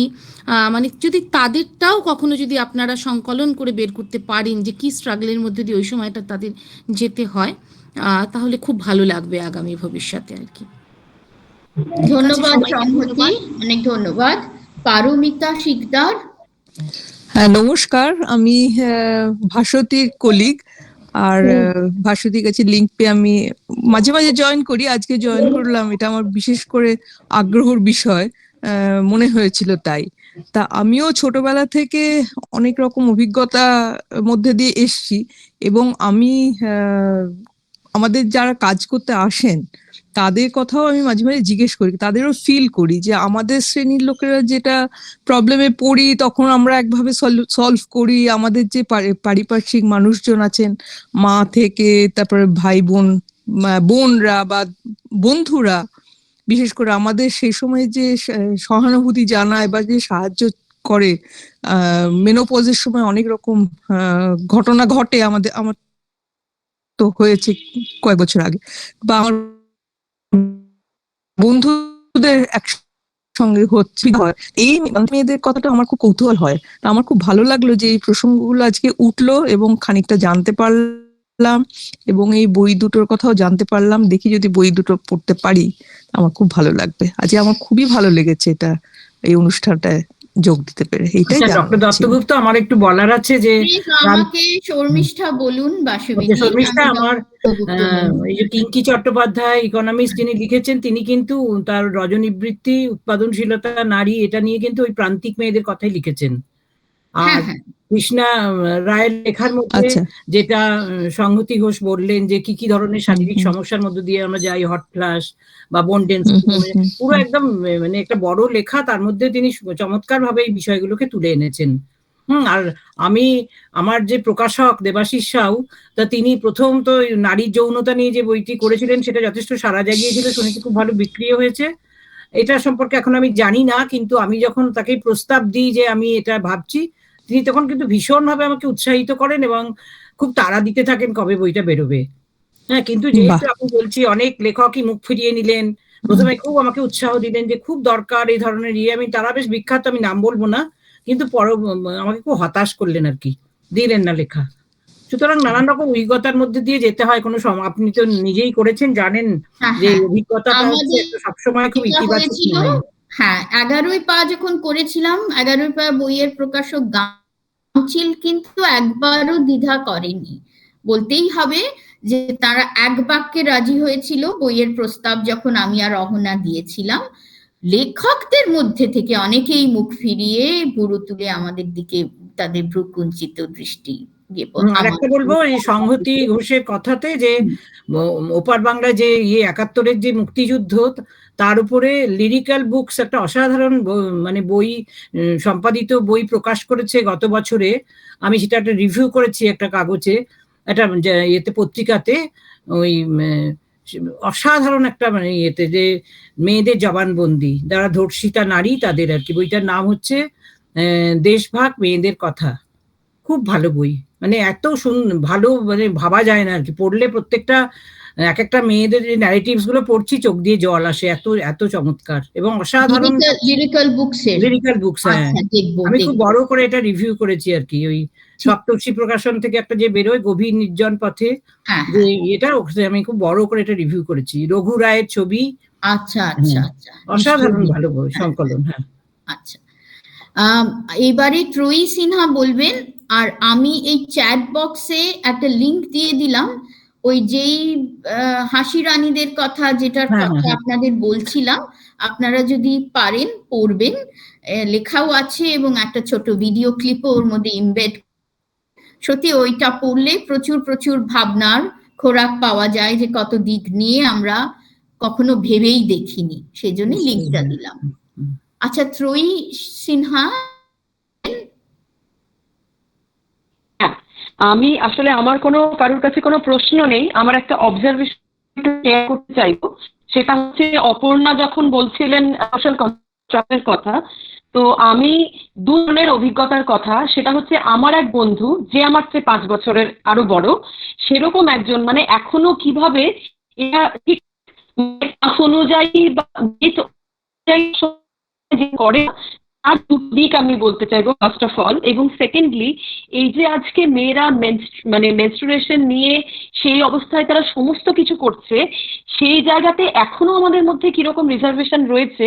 মানে আমার সেই বন্ধু, এবার তার সাথে আমার একদিন কথা বললো যে আমি দেখা করতে পারবো না। ফার্স্ট অফ অল হচ্ছে যে আমার এখন পিরিয়ডস হয়েছে এবং আমাকে না এখন খুব ভালো লাগে, ওই জন্য রাস্তা বেরোতে ইচ্ছে করে না, আমি তোমার সঙ্গে কদিন পরে দেখা করবো। এই কোনো একদমের, এবং সে কিন্তু মানে অবহিত, কিন্তু তারপরে তার মনের মধ্যে মানে যে আমাকে ভালো লাগছে না, কারণ এই সময় সমস্যাগুলো আমি পাচ্ছি না, এটা হচ্ছে এক। কিন্তু আমরা তো এখন দেখি যে পিরিয়ড নিয়ে আমাদের থেকে শুরু করে আমরা সমস্ত রকম করি। আবার আমার এক ছাত্রী, সে একদিন আমাকে বলল, ম্যাডাম ইউনিভার্সিটিতে আসার দরকার, বিষয় আমি আসতে বলেছিলাম। সে আমাকে, আমি তো অনেক দূর থেকে ট্রাভেল করবো ম্যাডাম, তো আমার এখন পিরিয়ড চলছে। আমি বললাম, দেখ, এটা কিন্তু এক্সকিউজ নয়, আর এটা কিন্তু কোনো রোগ নয়। আমাদের কিন্তু রেগুলার এই জিনিসটা অনেক পরিস্থিতির সম্মুখীন হয়ে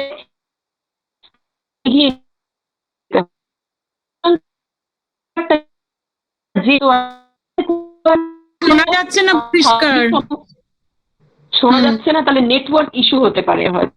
তো আমাদের তাদের জন্য, আচ্ছা, মানে নেটওয়ার্কের জন্য হচ্ছে। তো আমি চেষ্টা করছি যদি আপনারা শুনতে পান। তো হচ্ছে যে এটা আমাদের ছাত্রী সমূহ হোক বা আমাদের বন্ধু, যাদের মধ্যে এখনো এই বিষয়, এই সাইকোলজিটা কাজ করে যে বাইরে বেরোলে আমাকে এই সময় দেখতে ভালো লাগে না, আমার পিরিয়ডস চলছে, আমার অসুবিধে হয় বা দেখতে ভালো লাগে না। তো আমার মনে হয় কোথাও একটা গিয়ে ছাত্রীদেরকে তাদের মতন করে বোঝানো যে এটা কোনো রোগ নয়, এই নিয়ে লং ডিস্টেন্স ট্রাভেল করা বা কিছু, এইগুলোকে তাদেরকে আরেকটু বুস্ট আপ করাটা, মানে আমি আমার নিজের অভিজ্ঞতা থেকে মনে হলো যে এটা একটু শেয়ার করতে পারি, যে তাদেরকে কোথাও হয়তো আমরা আরেকটু বুস্ট আপ করতে পারি, যে এইটাকে কোনো রকমের সমস্যা হিসেবে না দেখে জীবনের সামনের দিকে এগিয়ে চলা। কারণ পরীক্ষার দিন কি সে আসবে না? তার যদি পরীক্ষার দিন পিরিয়ডস হয়, সে কি তাহলে পরীক্ষাটা স্কিপ করবে? তো এইভাবে আমার মনে হয়েছে যে এটা জাস্ট আপনাদের সঙ্গে শেয়ার করা, যে এই ধরনের সেটা করা যেতে পারে আর কি। এটুকুই আমার বক্তব্য ছিল। ধন্যবাদ রুই। এবারে জয়ন্তীদি বলবেন, জয়ন্তী সেন, তারপরে অপর্ণা।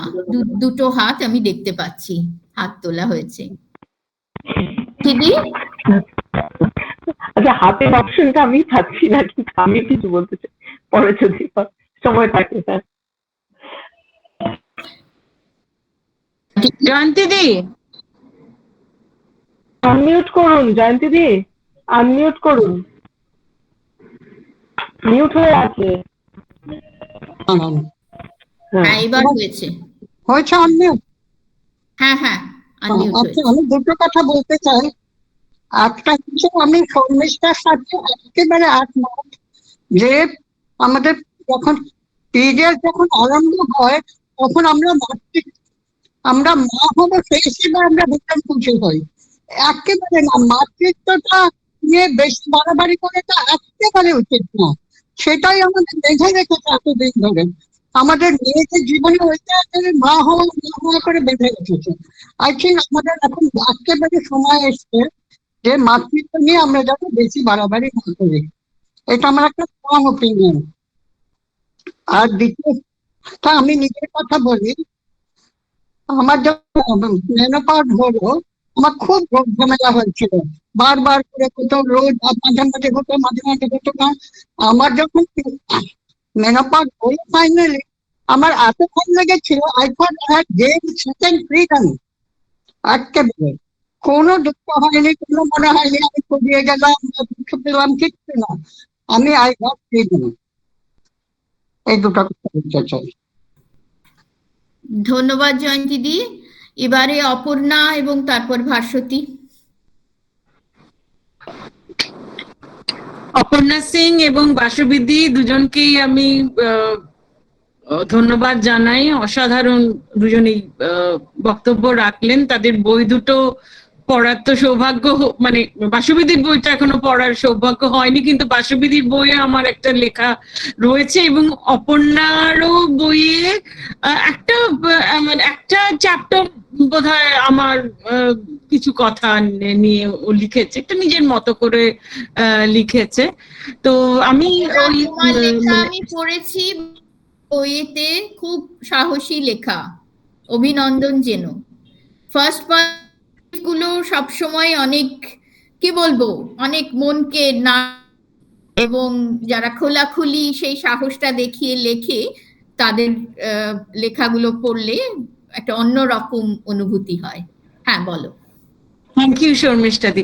তো আমার কাছে মেনোপজ মানে মুক্তি, ফ্রিডম, আমি দু জায়গাতেই সেই কথাই বলেছি। এখন আমি আজকে আপনাদের সবার কথা শুনতে শুনতে কয়েকটা কথা মনে পড়লো। আপনি নবনীতা দেবসেনের মায়ের যে সমস্যা হয়েছিল, যেটাকে আমরা একটা মেনোপজাল ডিপ্রেশন বলতে পারি, তার কথা আমিও পড়েছি। আপনার 11 পায় বইয়ের আমি রিভিউ করেছিলাম। আমি এই ঔপনিবেশিক যুগের লেখিকাদের মধ্যে আরো দুজনকে পাচ্ছি, নবনীতা দেবসেন অবশ্য একটু পরের, কিন্তু আরো দুজনকে আমরা পাচ্ছি যাদের মাদেরও মধ্য বয়সে একটা মনস্তাত্ত্বিক সংকট হয়েছিল। একজন হচ্ছে শান্তা দেবী। শান্তা দেবীর মা বোধহয় বদ্ধ উন্মাদ হয়ে গেছিলেন এই 45 এর পর। আর প্রতিভা বসুর মা, হ্যাঁ, প্রতিভা বসু ওই 30s ওনার মধ্যে বিয়ে হয়েছিল, ওই সময় থেকে লিখতে শুরু করেন। তো কখনোই সেগুলো, মানে এই সমস্যাগুলো ডায়াগনোসড হয়নি, মানে এগুলো যে একটা মেনোপজের সঙ্গে সম্পর্কিত একটা হরমোনাল ইমব্যালেন্সের কারণে একটা সাইকোলজিক্যাল সমস্যা, সেভাবে বোধহয় কখনোই দেখা হয়নি। তো এখন বুঝতে পারি আমাদের মেনোপজের আগে থেকেই তো একটা মানে হরমোন লেভেলে একটা পরিবর্তন ঘটে, এবং অনেকেই আমরা ডিপ্রেশনের শিকার হই, অথবা ডিপ্রেশন হচ্ছে এমন একটা সময়ে কিন্তু ডাক্তাররা বলেন যে আপনি একটু মেডিসিন শুরু করে দিন। তো আমি নিজেও মেনোপজ হওয়ার কয়েক বছর আগে থেকেই একটা অ্যান্টিডিপ্রেসেন্ট, মাইল্ড অ্যান্টিডিপ্রেসেন্টে ছিলাম। তো সেই জন্যই হয়তো আমার মেনোপজের সঙ্গে কোপ করতে সুবিধে হয়েছে, অনেকটা সহজ হয়েছে এই ট্রানজিশনটা। তো ওই মেন্টাল হেলথ যেমন আমাদের বোনস দুর্বল হয়, হ্যাঁ, হাঁটু ব্যথা ইত্যাদি ইত্যাদি, ভিটামিন ডি এবং ক্যালসিয়াম ডেফিসিয়েন্সি ইত্যাদি ইত্যাদি, একই সঙ্গে কিন্তু একটা সাইকোলজিক্যাল হেলথেরও সমস্যা হয়, যেটার কারণ ওই হরমোনের ওঠানামা বা বাড়া কমা ইত্যাদি। তো মেন্টাল হেলথ একটা খুব গুরুত্বপূর্ণ ইস্যু, এটা আমি মনে করি। আর দ্বিতীয় যে ব্যাপারটা বলতে চাই, হ্যাঁ, যুদ্ধের কথা সংগতি তুলেছিলেন। আমি জাস্ট কালকে আমি আসলে পরশুদিন আমি দেশে একটি বই রিভিউ করলাম, অনিতা অগ্নিহোত্রী রিভিউ করেছেন, শেতলানা অ্যালেক্সিয়েভিচের দ্য আনওমেনলি ফেস অফ ওয়ার। তো এই বইতে উনি যারা যুদ্ধের সময় যেসব মহিলারা মানে যুদ্ধে গেছিলেন বা যুদ্ধে যাননি কিন্তু পরিবারের লোকরা গিয়েছিলেন, তাদের মৌখিক যে ন্যারেটিভ সেটাকে সংগ্রহ করেছেন। তো আমি বইটা পড়ে জেনে তাজ্জব হয়ে গেলাম যে অনেক মেয়েরই কিন্তু যুদ্ধের সময় পিরিয়ডস বন্ধ হয়ে গেছিল, এবং তারা নিজেদের মধ্যে একটা নারীত্বের মানে উইদিন কোর্স, মানে তারা নারীত্বকে যেভাবে পারসিভ করেন, নারীত্বের অভাব লক্ষ্য করেছিলেন। তো এখনো ভালো করে পড়া হয়নি, কিন্তু এটা খুবই ইন্টারেস্টিং পয়েন্ট, যেটা সংগতি, এটা আরো এক্সপ্লোর করা দরকার এই ব্যাপারটা। আচ্ছা, দ্বিতীয় যে কথাটা বলবো সেটা হচ্ছে যে অ্যাডভার্টাইজমেন্টে এই মেনস্ট্রুয়েশন কিভাবে এখন, বা মেনস্ট্রুয়েশনের জন্য যে স্যানিটারি প্যাডস বিক্রি মানে আমরা ব্যবহার করি, সেই প্যাডস গুলোর যে মানে অ্যাডভার্টাইজমেন্ট হচ্ছে, সেই অ্যাডভার্টাইজমেন্টে কিন্তু এই 1-2 বছরে একটা পরিবর্তন লক্ষ্য করছি। আগে কিন্তু নীল, হ্যাঁ, একটা ফ্লুইড প্যাডের ওপর মানে ঢালা হতো, এখন কটকটে লাল, এবং যেটা আমার নিজের ব্যক্তিগতভাবে খুব বিরক্তিকর লাগে। হ্যাঁ, মানে সেটা কারণ আমি এই লাল রংটা দেখতে চাই না, মানে সত্যি কথা বলতে কি, হ্যাঁ, মানে আমার খুবই বিরক্ত লাগে ওই প্যাডের ওপর লাল রংটা। তো কিন্তু এটা একটা খুব সাহসের মানে দিক, বা আমার মনে হয় এটা একটা অন্য মানে কিছু বার্তা দিচ্ছে যে কেন আমরা লুকোবো। হ্যাঁ, মানে আমার ব্যক্তিগত ভালো না লাগাটা পাশে সরিয়েই বলছি, এই যে লালকে লাল হিসেবে দেখানোর সাহসটা বিজ্ঞাপন যারা নির্মাতা বা এই যেসব ব্যবসায়িক যে সংস্থা যারা এই স্যানিটারি প্যাড উৎপাদন করে দেখাচ্ছে, সেটা আমার মনে হয় একটা খুব সিগনিফিকেন্ট ব্যাপার। এবং যেভাবে অল্প বয়সে মেয়েদের পিরিয়ডস হ্যান্ডেল করাকে দেখাচ্ছে, যেমন একটা অ্যাডে বোধহয় এরকম আছে যে একটি মেয়ে আরেকটি মেয়েকে বলছে যে তোর তো পিরিয়ডস হয়েছে, আমি ইন্টারভিউ নেব, তুই বাড়ি যা। বলছে কেন, তুই মানে তুই কি সামলা, আমি সামলে নেব, পিরিয়ডস আমি সামলে নেব। হ্যাঁ, এই যে একটা কনফিডেন্স আমরা হ্যান্ডেল করতে পারবো। হ্যাঁ, এবং এই হ্যান্ডেল করতে সত্যি আমাদের কিন্তু সাহায্য করেছে এই স্যানিটারি প্যাডস। মানে আগে আমাদের একদম ছোটবেলায় আমরা যখন সবে আমাদের মানে শুরু হয়েছে, সেই সময় আমরা যে ধরনের প্রোডাক্টস ইউজ করতাম, সেই প্রোডাক্টস গুলো কিন্তু আমাদের সত্যিকার সেরকম সুরক্ষা দিত না। মানে লিকেজের প্রবলেম, স্টেন লাগার প্রবলেম, সেগুলোর সঙ্গে ডেইলি নেগোশিয়েট করতে হতো। কিন্তু এই 90s এর গোড়ায় বোধহয় উইসপার এলো, মানে উইসপার একটা রেভলিউশনের মতো। তো তারপরে কিন্তু মেয়েদের বাইরে চলাফেরাটা অনেক সহজ, অনেক স্বচ্ছন্দ হয়ে গেছে। হ্যাঁ, এবং এই ব্যাপারটাও মাথায় রাখতে হবে। এবং এই আমাদের যে মানে অ্যাডভার্টাইজমেন্ট গুলো, সেগুলোও কিন্তু এই পিরিয়ড সম্বন্ধে যে একটা ভীতি ভয়, সেটাকে অনেকটা দূর করার চেষ্টা করছে, একটা পজিটিভ রোল প্লে করছে বলে আমার মনে হয়। এই কথাগুলোই আপাতত আমার মাথায় এলো, বললাম। ঠিক আছে, ধন্যবাদ। ভাস্বতী এবারে বোধহয় শেষ বক্তা হবে, কারণ আমাদের সময় তো শেষ হয়ে যাচ্ছে। একদমই, আমি দু একটা কথাই বলবো। হ্যাঁ, প্রথমে ধন্যবাদ জানাচ্ছি অপর্ণা সিং, বাসুবিদি এবং শর্মিষ্ঠা তিনজনকেই, যে এতটা সময় নিয়ে এই বিষয়টা মানে তোমরা নিজেদের নিজেদের লেখালেখি নিয়ে বললে, এবং আজকে তো অসম্ভব ভালো শর্মিষ্ঠা, মানে কিছু বলার নেই, মানে এত সুন্দর সম্পাদনা, মানে এত সুন্দর ভাবে পুরো জিনিসটাকে তুমি ইয়ে করলে, যেটাকে ডিসকাশন, যাই হোক। এখানে আমি একটা দুটো জাস্ট আমার নিজের একটা অভিজ্ঞতার কথা বলি, কারণ আমি প্রথমে যে কলেজে আমার অ্যাপয়েন্টমেন্ট হয়েছিল সেখানে সে অর্থে কোনো প্রপার টয়লেট ছিল না, এবং আমাকে প্রায় 2 ঘন্টা ট্রেনে করে যেতে হতো। তারপরে এবং সেই টয়লেটটা একটা ভয়ঙ্কর টয়লেট, মানে কখনো সেখান থেকে সাপ বেরোচ্ছে, কখনো মানে একটা গ্রামের একটা মগরাহাট কলেজ একদম স্টেশনের ধারে, এবং সেখানে কোনো একটা স্কুল বিল্ডিং এ তখন কলেজটা শুরু করে দিয়েছিল, এবং ফার্স্ট অ্যাপয়েন্টমেন্ট বোধহয় আমি আর 2 জন মেয়ে বলতে আমি। তো ফলে আমাকে মাসের একটা বিশেষ দিনে ছুটি নিতে হতো। আমি অন্তত একটা দিন তো সিএল আমার ওটা বাধাই ছিল, মানে ওটা যাওয়ার আমার সাহসই ছিল না। আর দ্বিতীয়ত আরেকটা হচ্ছে যে আমি যারা ডেলি প্যাসেঞ্জারি করেন রেগুলার ট্রেনে, সেই মেয়েরা যে কি অসুবিধায় ভোগ করেন, কারণ শিয়ালদা স্টেশনের যে টয়লেট গুলো, লেডিস টয়লেট, সেগুলো তো একটা নরক বলাও বোধ হয় মানে ভুল বলা হবে। ফলে আমাদের দেশে তো এই সচেতনতাটা তো নেই, মানে একেবারেই নেই। ফলে সেখানে এই সময় ট্রাভেল করা মানে এমনি সব নর্মাল টাইমেই সাংঘাতিক, সেখানে পিরিয়ডসের সময় তো আরো সাংঘাতিক।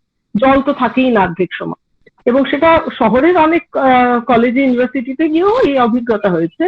এবং আমি শেষ দিকে যখন 2019-এ লন্ডনে গেলাম, সেই সময় একটা মানে পুরো সময়টা, মানে ওটা আমার বোধহয় মেনোপজের ঠিক আগে, মানে এই 17 ঘন্টা প্রায় সব মিলিয়ে পুরো মানে হেভি ফ্লো নিয়ে আমি গেছি, মানে তখন তো এখন বন্ধ হয়ে যাওয়াতে আমি খুব খুশি, সেটা নিয়ে আমার কোনো আফসোস নেই। এবং আমি যারা মন খারাপ করেন, কেন করেন আমি জানি না, আমি তো সত্যি কথাই মনে হয় অনেক ফ্রিলি তারপর আরো 2বার গেলাম, মানে একদম ঝাড়া হাত পা, কোনো মাথা ব্যথা নেই, কোনো কিছু ক্যারি করতে হয় না, মানে এর থেকে ভালো জীবন বোধহয় আর কিছু হয় না।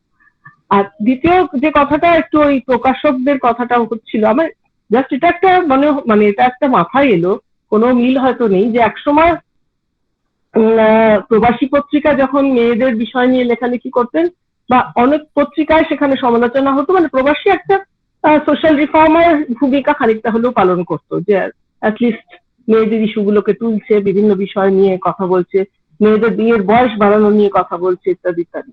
তো যেন এই যে বিষয়গুলো নিয়ে যে পুরুষ প্রকাশকরা রাজি হচ্ছেন প্রকাশ করতে, যেন মনে হচ্ছে অনেকটা তারা এই সোশ্যাল রিফর্মের একটা মানে একটা ভাগ যেন তারাও, মানে যে অ্যাটলিস্ট এরকম বইও বেরোতে পারে, চেঞ্জেসটা তো আসছে। এটা ভূমিকাটা মানে তখনও একটা প্রিন্ট মিডিয়ার ভূমিকা ছিল, এখনো প্রিন্ট মিডিয়ার একটা ভূমিকা তো আছেই।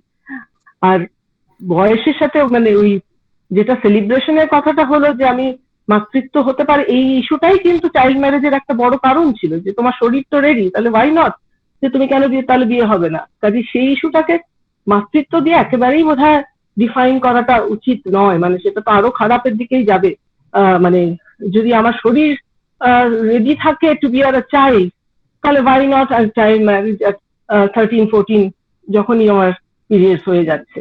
তো সেই ভাবনা থেকে আমাদের অনেকটা দূর বেরিয়ে আসতে হবে। আমাদের ইট ইজ মাই চয়েস, যেটা একদম শর্মিষ্ঠা ঠিক কথা বলেছেন, যে মানে এটা একদমই আমার সিদ্ধান্ত, যে আমার শরীর রেডি থাকলেই হতেই পারে। এবং অপর্ণা যেটা বললো, যে এটা কোনো পরের, ওর লেখাটা আমি এখনো পড়িনি, কারণ মানে ওর লেখাটা পড়েছি কিন্তু বইটা এখনো দেখিনি, যে এইটা হয়ে যাওয়া মানেই যে সব শেষ, আমার আর কিছু জীবনে থাকবে না, এই ভাবনাটা থেকেও আমাদের বোধহয় বেরিয়ে আসতে হবে।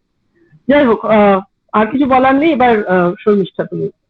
আচ্ছা, আর একজন হাত তুলেছেন, সায়ন চৌধুরী। এবারে বলো তোমরা, অপর্ণা, ভাস্বতী, সময় যদি থাকে। আর একটা প্রশ্ন নিতে পারো? হ্যাঁ হ্যাঁ, নিশ্চয়ই নিশ্চয়ই, হ্যাঁ হ্যাঁ। তাহলে সায়ন, আপনি বলুন।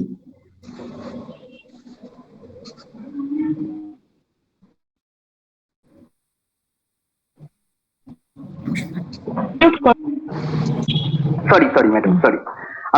আমি আপনাদের বক্তৃতা শুনছি, এই ওমেন হিস্ট্রি কনক্লেভ যারা এই আয়োজন করেছেন সবাইকে সাধুবাদ জানাই। আমি একই সঙ্গে এই মানে যে এটা হচ্ছে ওয়েবিনার, এখানকার সম্ভবত একমাত্র মানে পুরুষ যিনি যোগদান করেছেন, সেই হিসেবে কিছুটা কুণ্ঠাও বোধ করছি এবং সঙ্গে সঙ্গে গর্ব অনুভব করছি। ম্যাডাম, প্রথমেই বলি যে আমার 2-1টা ছোট্ট কথা একটু জিজ্ঞাসা করার এবং বলার আছে। এই যে আমাদের অপর্ণা ম্যাডাম এই অ্যাডভার্টাইজমেন্টের কথা বললেন, আমার খুব মনে পড়ে, আমার তখন খুব কম বয়স, তখন আমি ওই 10 বা 12 বছর বয়স, প্রথম এরকম একটা অ্যাডভার্টাইজমেন্ট আমার চোখে পড়ে। আমার মামাকে আমি জিজ্ঞেস করলাম, মামা এটা কি বলতে চাইছে? অদ্ভুত ভাবে, আমি খুব ছাপোষা একটা সাধারণ পরিবার থেকে আসছি, আমার মা বলে, না না, এটা বড়দের ব্যাপার, এটা ঠিক তুই বুঝতে পারবি পরে। এই দিয়ে আমার এই অভিজ্ঞতাটা শুরু হলো। দ্বিতীয়ত ম্যাডাম, আমি আগাগোড়াই দেখে এসেছি, আপনারা জানেন যে এখনো এই যে স্যানিটারি ন্যাপকিন যেগুলো কেনার হয় দোকানে গিয়ে বিভিন্ন জায়গায়, আমি প্রথমে বুঝতে পারতাম না ছোটবেলায় যে আচ্ছা কিছু কিছু জিনিস হঠাৎ কালো প্লাস্টিকে করে কেন নিয়ে যাওয়া হচ্ছে। পরে আমি সেটা অনেক পরে জানতে পারলাম যে সেটা স্যানিটারি ন্যাপকিন এবং সেটি মেয়েদের কি ধরনের প্রয়োজনে ব্যবহার করা হয়। ম্যাডাম, আপনারা সকলেই আমার মানে মাস্টারমশাই বা দিদিমণি সম, আমার বলতে কোনো দ্বিধা নেই। আমি অদ্ভুত একটা জিনিস বলতে খুব খারাপ লাগছে, এই মনোপদ শব্দটি কি এটা জানতে আমার অনেক বেশ কিছু বছর লেগে গেছে। মাত্র কয়েক বছর আগে কিন্তু আমি এই বিষয়টির সঙ্গে মানে জানতে পেরেছি বা পরিচিত হতে পেরেছি। আমার পরিবারে আমার মা রয়েছেন বা আরো যারা রয়েছেন, আমি ভাবতেই পারিনি যে তিনি এত এত হঠাৎ করে এত রুক্ষ হয়ে যাচ্ছেন, কেন এত এরকম রেগে যাচ্ছেন। কিন্তু আমি যখন পরে বুঝতে পেরেছি, আমার তখন মনে হয়েছে যে ব্যাপারটা একটু আরো আমার সহানুভূতিশীল হওয়া উচিত ছিল। ম্যাডাম, তবু এর পাশাপাশি আমি একটু আশার কথা বলি। দু একটা জিনিস দেখেছি যে এত কিছু খারাপ কিছুর পরেও কিন্তু আমি মানে আমার বৃহত্তর যারা পরিবারে আছেন তাদের কিছু কিছু ক্ষেত্রে দু একজনকে দেখেছি, তারা কিন্তু খুব অবলীলায় এই যেটা তারা ব্যবহার করছেন সেই স্যানিটারি ন্যাপকিন, সেটা মানে টয়লেটে খুব সযত্নে সুন্দরভাবে রেখে দিতে পারছেন, খুব যত্ন সহকারে গুছিয়ে। প্রথম দিন আমি চমকে উঠেছিলাম, এটা কি করে সম্ভব।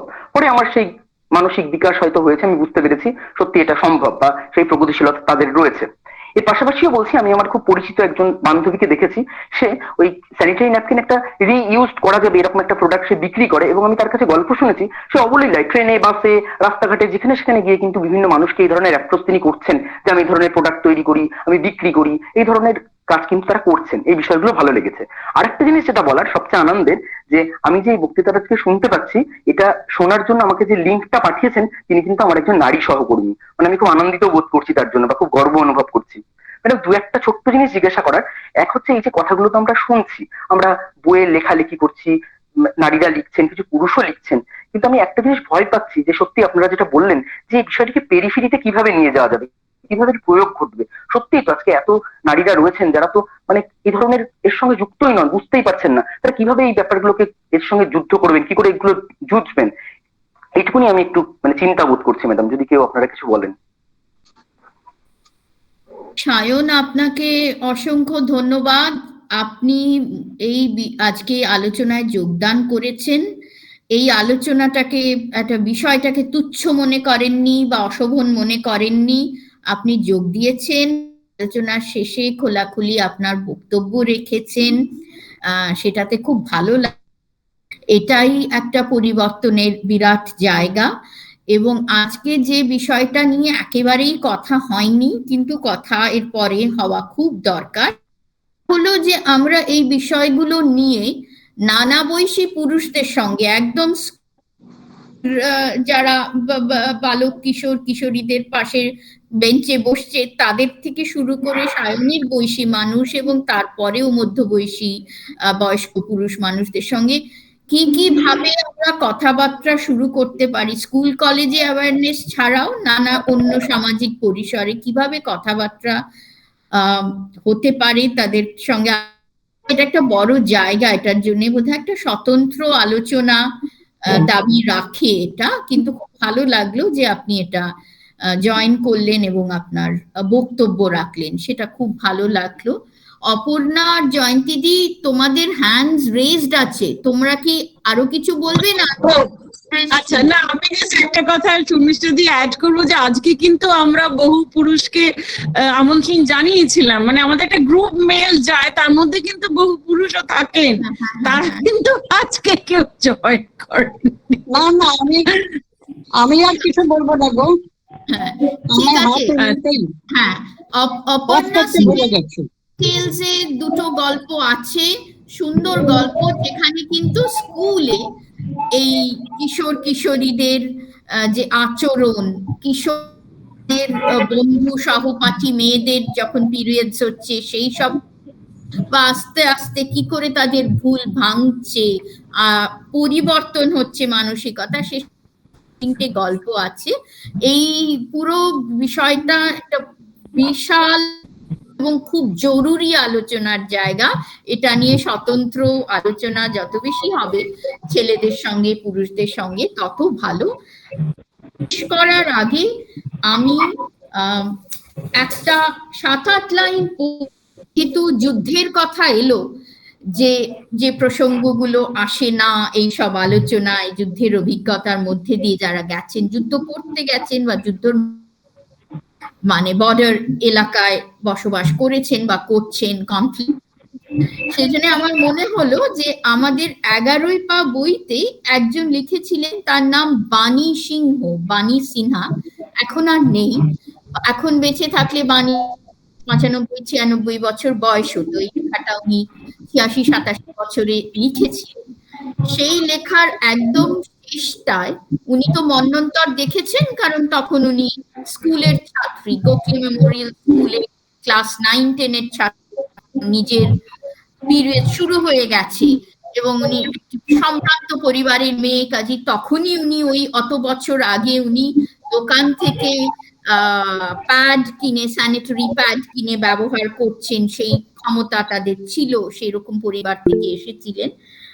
কিন্তু শেষটা আমি পড়ছি শুধু এইটুকুই যে আমার মনে একটা গভীর দাগ রেখে গিয়েছিল। আমার ধারণা আমাদের সবার মনেই সেটা কাটবে এবং আমাদের আরো ভাবতে কি বলবো, ভাবনা দেবে যে কত কিছু আছে এই আলোচনার এই বিষয়ে পরিধির বাইরে এবং কিভাবে আমরা এই বিষয়ের আলোচনার পরিধি যাবো সেটা নিয়ে আমাদের হয়তো ভাবতে আর একটু উদ্বুদ্ধ করবে।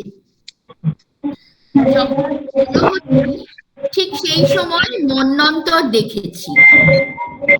এখনো প্রতিদিন ভাত খাবার সময় যেন ধ্যান দাও মা ডাক হাজার হাজার মানুষ গ্রাম থেকে কলকাতায় চলে আসছে, শুধু না খেতে পেয়ে মরে যাচ্ছে। আমরা গোখলে মেমোরিয়ালের পড়ে থাকা মৃতদেহ পরিষ্কার করতে যেতাম, মানে মৃতদেহ পরিষ্কার করে ধুইয়ে তাদেরকে সেই সময় দুর্ভিক্ষগ্রস্ত মেয়েদেরও দেখেছি, তাদের গায়ে প্রায় জামা কাপড়ই নেই, রক্ত গড়াচ্ছে। আমার মা ওদের পুরো ছিঁড়ে ছিঁড়ে রাখতেন এই সময় ব্যবহার করবে বলে। সেই সব ঘটনা, দৃশ্য এখনো মনে করলে শিউরে উঠি। এইটুকুই, কেননা আমরা যখন বাংলার মন্বন্তর নিয়ে এত এত কথা বলি, এত এত লিখি, এত এত বই পড়ি, তখন মেয়েদের কাপড় না থাকার কথাটা বা একটু মাঝে মাঝে উঠলেও কাপড় শুধু তারা কিসের মধ্যে দিয়ে গেছে, তাদের পা দিয়ে রক্ত গড়াচ্ছে কলকাতার রাস্তায়, এটা তো আমরা কখনো ইতিহাসের আলোচনায় আনি না। সেই জন্য আমি ভাবলাম একটু পড়ি। খুব অসাধারণ। এবং আপনি জেলবন্দি মেয়েদেরও অভিজ্ঞতার কথা বলেছেন। আমার যতদূর মনে পড়ছে কল্যাণী বন্দ্যোপাধ্যায়ের কি লেখা আপনার সংকলনে আছে? হ্যাঁ হ্যাঁ হ্যাঁ, ঠিক ঠিক ঠিক। অসংখ্য ধন্যবাদ শর্মিষ্ঠা দিকে। আচ্ছা, আর কেউ হাত তুলেছিলেন? সুচেতনা ঘোষ বোধহয় হাত তুলেছিলেন। আপনি আসলে এবার আমাদের শেষ করতে হবে।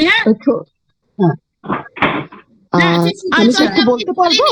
সংক্ষেপে বলুন, 1-1.5 মিনিট। আমি খুব সংক্ষেপেই বলছি। আমি বাঁকুড়া বিশ্ববিদ্যালয়ের সমাজকর্ম বিভাগে পড়াই।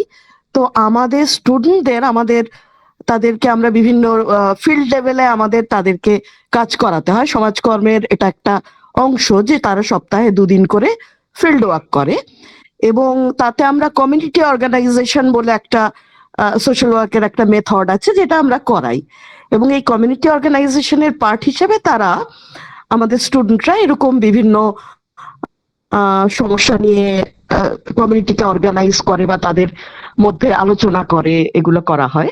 তো এই রিপ্রোডাক্টিভ হেলথ ইস্যু নিয়ে এবং মেনস্ট্রুয়েশন নিয়ে আমরা বিভিন্ন গ্রামে, বিভিন্ন কমিউনিটিতে আলোচনা করেছি, and we tried to reach out the village women, প্রান্তিক একেবারেই যারা গ্রামে থাকেন, এবং তাদের মধ্যে থেকে বিভিন্ন সমস্যা আজকে এখানে ডিটেল আলোচনা করার আমার সেটা সুযোগ নেই, কিন্তু সেগুলো উঠে এসছে এবং তাদের যে দেখার ভঙ্গি বা তাদের যে সমস্যা এই ইস্যুটাকে কেন্দ্র করে, সেটা অনেক ক্ষেত্রেই আমাদের থেকে কিছুটা ভিন্ন, এবং তাদেরকে বোঝানোর মাধ্যমটাও কিন্তু মানে যে ল্যাঙ্গুয়েজটা আমরা কথা বলি বা যেটা বলা যে ভিলেজের যে ল্যাঙ্গুয়েজ মানে বা যে উদাহরণগুলো দিয়ে তাদেরকে বোঝানো যায় সেটাও আবার ভিন্ন। মানে আমাদের একটু সেই জায়গাটাতেও ভাবা দরকার যে আমরা যদি প্র্যাকটিস লেভেলে ইন্টারভেনশন করতে যাই এবং সাধারণ মানুষের মধ্যে মানে এলিট এডুকেটেড একাডেমিক উইমেনের বাইরে গিয়ে সেখানে বোধহয় আমাদের একটু এই একই বক্তব্য পৌঁছে দেওয়া কিন্তু সেটা একটু ভিন্ন ভাবে পৌঁছে দিতে হবে। আর আরেকটা ব্যাপার আমার বলার ছিল যে মেনস্ট্রুয়েশন লিভ নিয়ে ভাস্বতীদি বলছিলেন, তো মেনস্ট্রুয়েশন লিভ নিয়ে উনি বলছিলেন না, উনি বলছিলেন সিএল। তো এটা কিন্তু একটা আমি গ্রাসরুট লেভেলে বললাম, আরেকটা বলছি পলিসি লেভেলে, যে এইটা নিয়ে কিন্তু আমাদের মনে হয় একটু ভাবা দরকার, প্রেশারাইজ করা দরকার যে আমরা কেন মেডিকেল লিভ সিএল এগুলোকে মেনস্ট্রুয়েশন, আমরা তো চাইল্ড কেয়ার লিভ পাই, আমরা তো প্রেগনেন্ট হলে সেই লিভটা পাই, আমি সিঙ্গেল উইমেন, আমি এই পদ্ধতিগুলোর মধ্যে দিয়ে আমাকে যেতে হয়নি, হ্যাঁ, কিন্তু তাই বলে আমি রিপ্রোডাক্টিভ, আমি যতক্ষণ না প্রেগনেন্সি হবে, যতক্ষণ না আমার সন্তান হবে, আমি তার এটাও তো একটা রিপ্রোডাক্টিভ হেলথের পার্ট, তাহলে মেনস্ট্রুয়েশন লিভ থাকবে না কেন? হ্যাঁ, কারণ আপনারা সবাই জানেন যারা সরকারি চাকরিতে আছেন বিশেষ করে, যে মেডিকেল নেওয়ার অনেক সমস্যা, মেডিকেল নিতে গেলে আবার তারপর ফিটনেস সার্টিফিকেট দেওয়া, হ্যাঁ, এবং মেনস্ট্রুয়েশন লিভে আপনি কি মানে ওই রকম ভাবে সার্টিফিকেট ডাক্তারের কাছ থেকে নিয়ে গিয়ে ওইভাবে তো দেখানো সম্ভব না। অথচ অনেকেরই হয় যারা মেনস্ট্রুয়েশনের সময় বেশ অসুস্থ হয়ে পড়েন, অনেকের খুব হেভি মেনস্ট্রুয়েশন হয়, অনেকের কম হয়, সেটা ডিপেন্ডস করে, কেউ হয়তো একদিনেই ঠিক হয়ে যান। তো এইগুলো নিয়ে একটু পলিসি লেভেলে ভাবা দরকার। এটা জরুরি পয়েন্ট, আপনি ধন্যবাদ আপনার বক্তব্যের জন্য।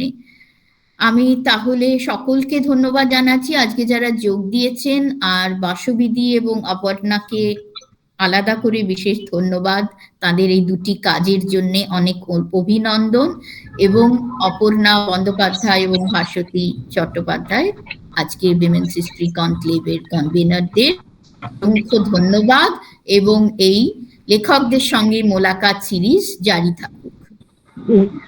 ধন্যবাদ সবাইকে, শুভরাত্রি। আমাদের কিন্তু আরো কয়েকজনকে ধন্যবাদ দেওয়া আছে ভাস্বতীদি।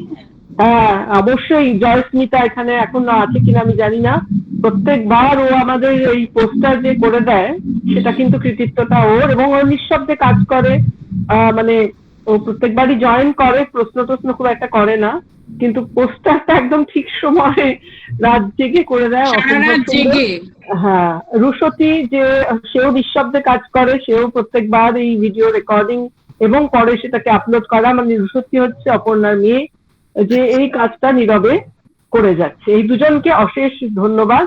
আর অপর্ণা সিং এবং বাসবিদি, আপনাদের অনেক শুভেচ্ছা জানাই যে আপনাদের বইগুলো নিশ্চয়ই মানে অ্যাটলিস্ট কাজটা একটা শুরু হচ্ছে, হোক এবং আরো লোকে জানুক, এই যে সচেতনতাটা বাড়ুক, মানে কাজের ভুল ভ্রান্তি কেউ এরকম বলবে কেউ ওরকম বলবে সেটা নিয়ে ভেবে লাভ নেই, কারোর ভালো লাগবে কারোর লাগবে না, কিন্তু কাজটা যে হয়েছে এটাই সবচেয়ে বড় কথা, এবং সেটা থেকেই আস্তে আস্তে আমরা আরো এগোতে পারবো এটা আশা রাখি। এবং 11 পাও কিন্তু মানে আপনাদের সবাইকে অনুরোধ করবো পড়তে, অসাধারণ বই, সত্যি বলছি নতুন একটা রাস্তা খুলে দিয়েছে 11 পা। এবং আপনি যে ব্লগটা বললেন শর্মিষ্ঠাদি, সেই ব্লগটাও তাহলে আমরা অ্যাক্সেস করার চেষ্টা করবো, ব্লগে মেনোপজ সংক্রান্ত যে লেখাগুলো রয়েছে। আরেকটা এবং এই চর্চা জারি থাকুক, এবং আমাদের মানে যাদের কণ্ঠস্বর আজকে শুনতে পাইনি তারা যেন পরের এরকম কোন সেশনে কথা বলে, যেমন আমার মেয়ে রুশতী, তার এই নিয়ে অনেক বক্তব্য আছে, কিন্তু যাই হোক সে কথা বলবে না। হ্যাঁ, তো বা জয়স্মিতা বা আরো অনেক যারা ছোটরা রয়েছে তাদের কথাও আমরা কিন্তু শুনতে চাই। এই জেনারেশন যারা এখন কলেজ ইউনিভার্সিটিতে পড়ে তারা মেনস্ট্রুয়েশনকে কিভাবে দেখে, হ্যাঁ, মানে যেটা মধুমিতা বললেন যে সত্যি কি বিন্দাস, মানে আমার মেয়েরা, আমার মনে হয় যে ওরা ওই রকমই, মানে 3-4 দিন মানে বিন্দাস, মানে কোনো অসুবিধা কিছু নেই। যে অসুবিধাগুলো আমাদের ছোটবেলায় হতো তা ওদের কিন্তু হয় না, সেটা হয় মানে ওরা খুব বিন্দাস ভাবে ব্যাপারটাকে হ্যান্ডেল করে। বা এই যে যাদবপুর, আমরা তো আলোচনার মধ্যে এগুলো আনতে পারলাম না, যেমন যাদবপুর বিশ্ববিদ্যালয়ে একটা ক্যাম্পেইন হয়েছিল, স্যানিটারি ন্যাপকিন নানা জায়গায় ডিসপ্লে করা হয়েছিল। হ্যাঁ, মানে দেখানো, এটা বোঝানোর জন্য যে আমরা এই ব্যাপারে কোনো লজ্জা পাই না, মানে this is part of life. হ্যাঁ, এবং হ্যাঁ, এটা সেলিব্রেট করা যেতে পারে, মানে এই যে মেনস্ট্রুয়েশনটাকেও কিন্তু সেলিব্রেট, মানে মাদারহুডকে সেলিব্রেট করার কথা বলছি না, কিন্তু মেনস্ট্রুয়েশনটাকে জীবনের একটা অঙ্গ হিসেবে সেলিব্রেট করা যেতে পারে। লাল রংটাকে আমরা উদযাপন করতে পারি। এই জন্য আমি আর ভাস্বতীদি আজকে লাল রঙের পরে এসেছি, যদিও এখন আমার ওটাও বললাম যে আমার ওই প্যাডে ওই লালের ওই দৃশ্যটা আমার ভালো লাগে না। এনিওয়ে, অপর্ণা সিংহ পার্শিয়ালি লাল আজকে এসেছে, কিন্তু আমরা সবাই লাল লিপস্টিক থেকে, তো এই লাল রংকে উদযাপন, হ্যাঁ, সেটাও আমরা করতে পারি, কিন্তু বিন্দাস ভাবেই করতে পারি। হ্যাঁ, আর ঠিক আছে, এইভাবে আলোচনা হোক, কিন্তু সবাই কি করে আবার প্রসঙ্গ, আমরা যে সাপোর্ট সিস্টেমটা পাই, মানে যে ধরনের একটা ভালো টয়লেট কি, ঠিক আছে, প্যাড ডিসপোজ করার, এই যারা প্রান্তিক নারীদের কথা বারবার বলছি, যারা দীর্ঘ মানে রেলপথ অতিক্রম করে হয়তো যে ভোরবেলা বেরিয়ে এসে, আমার কাছে মনে আছে আমার এক গৃহ সহায়িকা, আমার মেয়ে তখন ছোট, যাদবপুরে, একজন আমার কাছে একটু মানে কয়েকটা প্যান্টি চেয়েছিল, যে বৌদি খুব অসুবিধে হয়। তো এবং যেসব আয়ারা আসে তারা অনেকেই বলেছে, আমি তাদের সঙ্গে কথা বলেছি, যে বাথরুম ইউজ করতে দেয় না। হ্যাঁ, মানে যাদের বাড়িতে কাজ করে বাথরুম ইউজ করতে দেয় না, সেই ছাদে গিয়ে কোন রকমে আর কি চেঞ্জ করা বা ইত্যাদি ইত্যাদি। তো তাদের সমস্যা নিয়ে ভাবতে হবে, তারা কিন্তু বিন্দাস হতে পারে না। কিন্তু যাই হোক, রাস্তাঘাটে যখন দেখি তার মনে হয় তারা নিজের মতো করে কোনোভাবে সমস্যাটা মোকাবিলা করছে, কিভাবে করছে, হ্যাঁ, সেটাও আমাদের জানতে হবে, তাদের লড়াইটাও আমাদের জানতে হবে। এবং আমাদের যারা আগের প্রজন্ম বা তারও আগের প্রজন্ম, তারা কিভাবে মেনস্ট্রুয়েশনকে হ্যান্ডেল করেছে, বিশেষত যারা মানে একদম শুভ্র বসনা বিধবা, বাল বিধবা, 14-15 বছরের বিধবা, তারা কিভাবে হ্যান্ডেল করেছে, সেটা কিন্তু আমাদের জানতে হবে। জানার কোনো উপায় নেই, কারণ মেয়েরা লেখেনি তো।